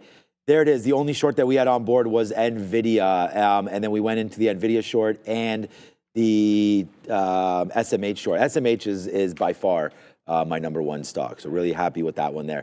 Palantir, the 80 dip buy. Yeah, that's funny because that dip didn't last too long. We got in and out of that one. We've talked about that. And the Tesla 400 break was great until it wasn't. We tried that 394 support level as well. That did not come into play for us. But there goes SMH. We took out a little bit there, a little bit more now as we're near the low of the day for that. We can always check back in on Tesla, although Neil was just talking about it. Oracle reports, right? So Oracle, we can check out what's going on with Oracle. 190, wow, more data centers coming for these guys. But a nice downside move right now for Oracle. Wow, Bitcoin, wasn't even noticing that, 97.5 right now for IBIT. We can wait to see what winds up happening here with IBIT. Yeah, pretty good fall, man. I mean, at the low of the day now, down 4%. So if you're looking to maybe get into some Bitcoin at some point, this 97.5 is held before. We did have that flush down to 92 that one day when we first made that run up into 100, and then the flush back in. So I would say watch out, man. There is a flush level, the $52, 54 even for IBIT as well, with only 3 minutes before the midday. Nothing else is really scanning out for me. I know you had a great trade there on Rivian, obviously, off that base there at 1450. Google, I was trying to look at here, that's still up. So again, in a name with the NASDAQ bleeding, you know, you do want to look for some up names as a potential, I guess, right? So Google up name, not very well to trade yet, pretty choppy. If you took VWAP, you probably got out. It does break 174, but if you held it, that was a good one. So I think down here into 174, 174.20 on VWAP on this strong name, that is Google.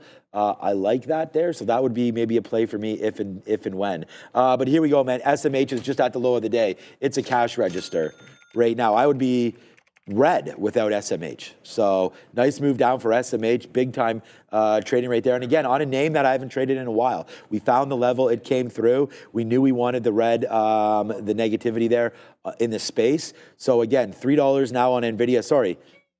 $230 on NVIDIA. I saw 137. I know we're short at 140. So hopefully this can come back in, and that's at the low of the day as well and bleeding lower. But really, man, it's this one going through right now that's making us sing. It is SMH, big time. This is where we have all the shares. Good one so far on SMH. Good look there. What's crazy is this market is barely holding on to the bid. Like, it's getting precarious. For any bulls that are still going to be left. And at that point, you know, Apple's been holding on to its strength. I've seen a few people hog rider Apple's insane. Well, it's going to try to do its best to stay insane. But if we lose, I'm not shorting the stock, but if it loses the trend line, I am getting out. So forget about break even at this point.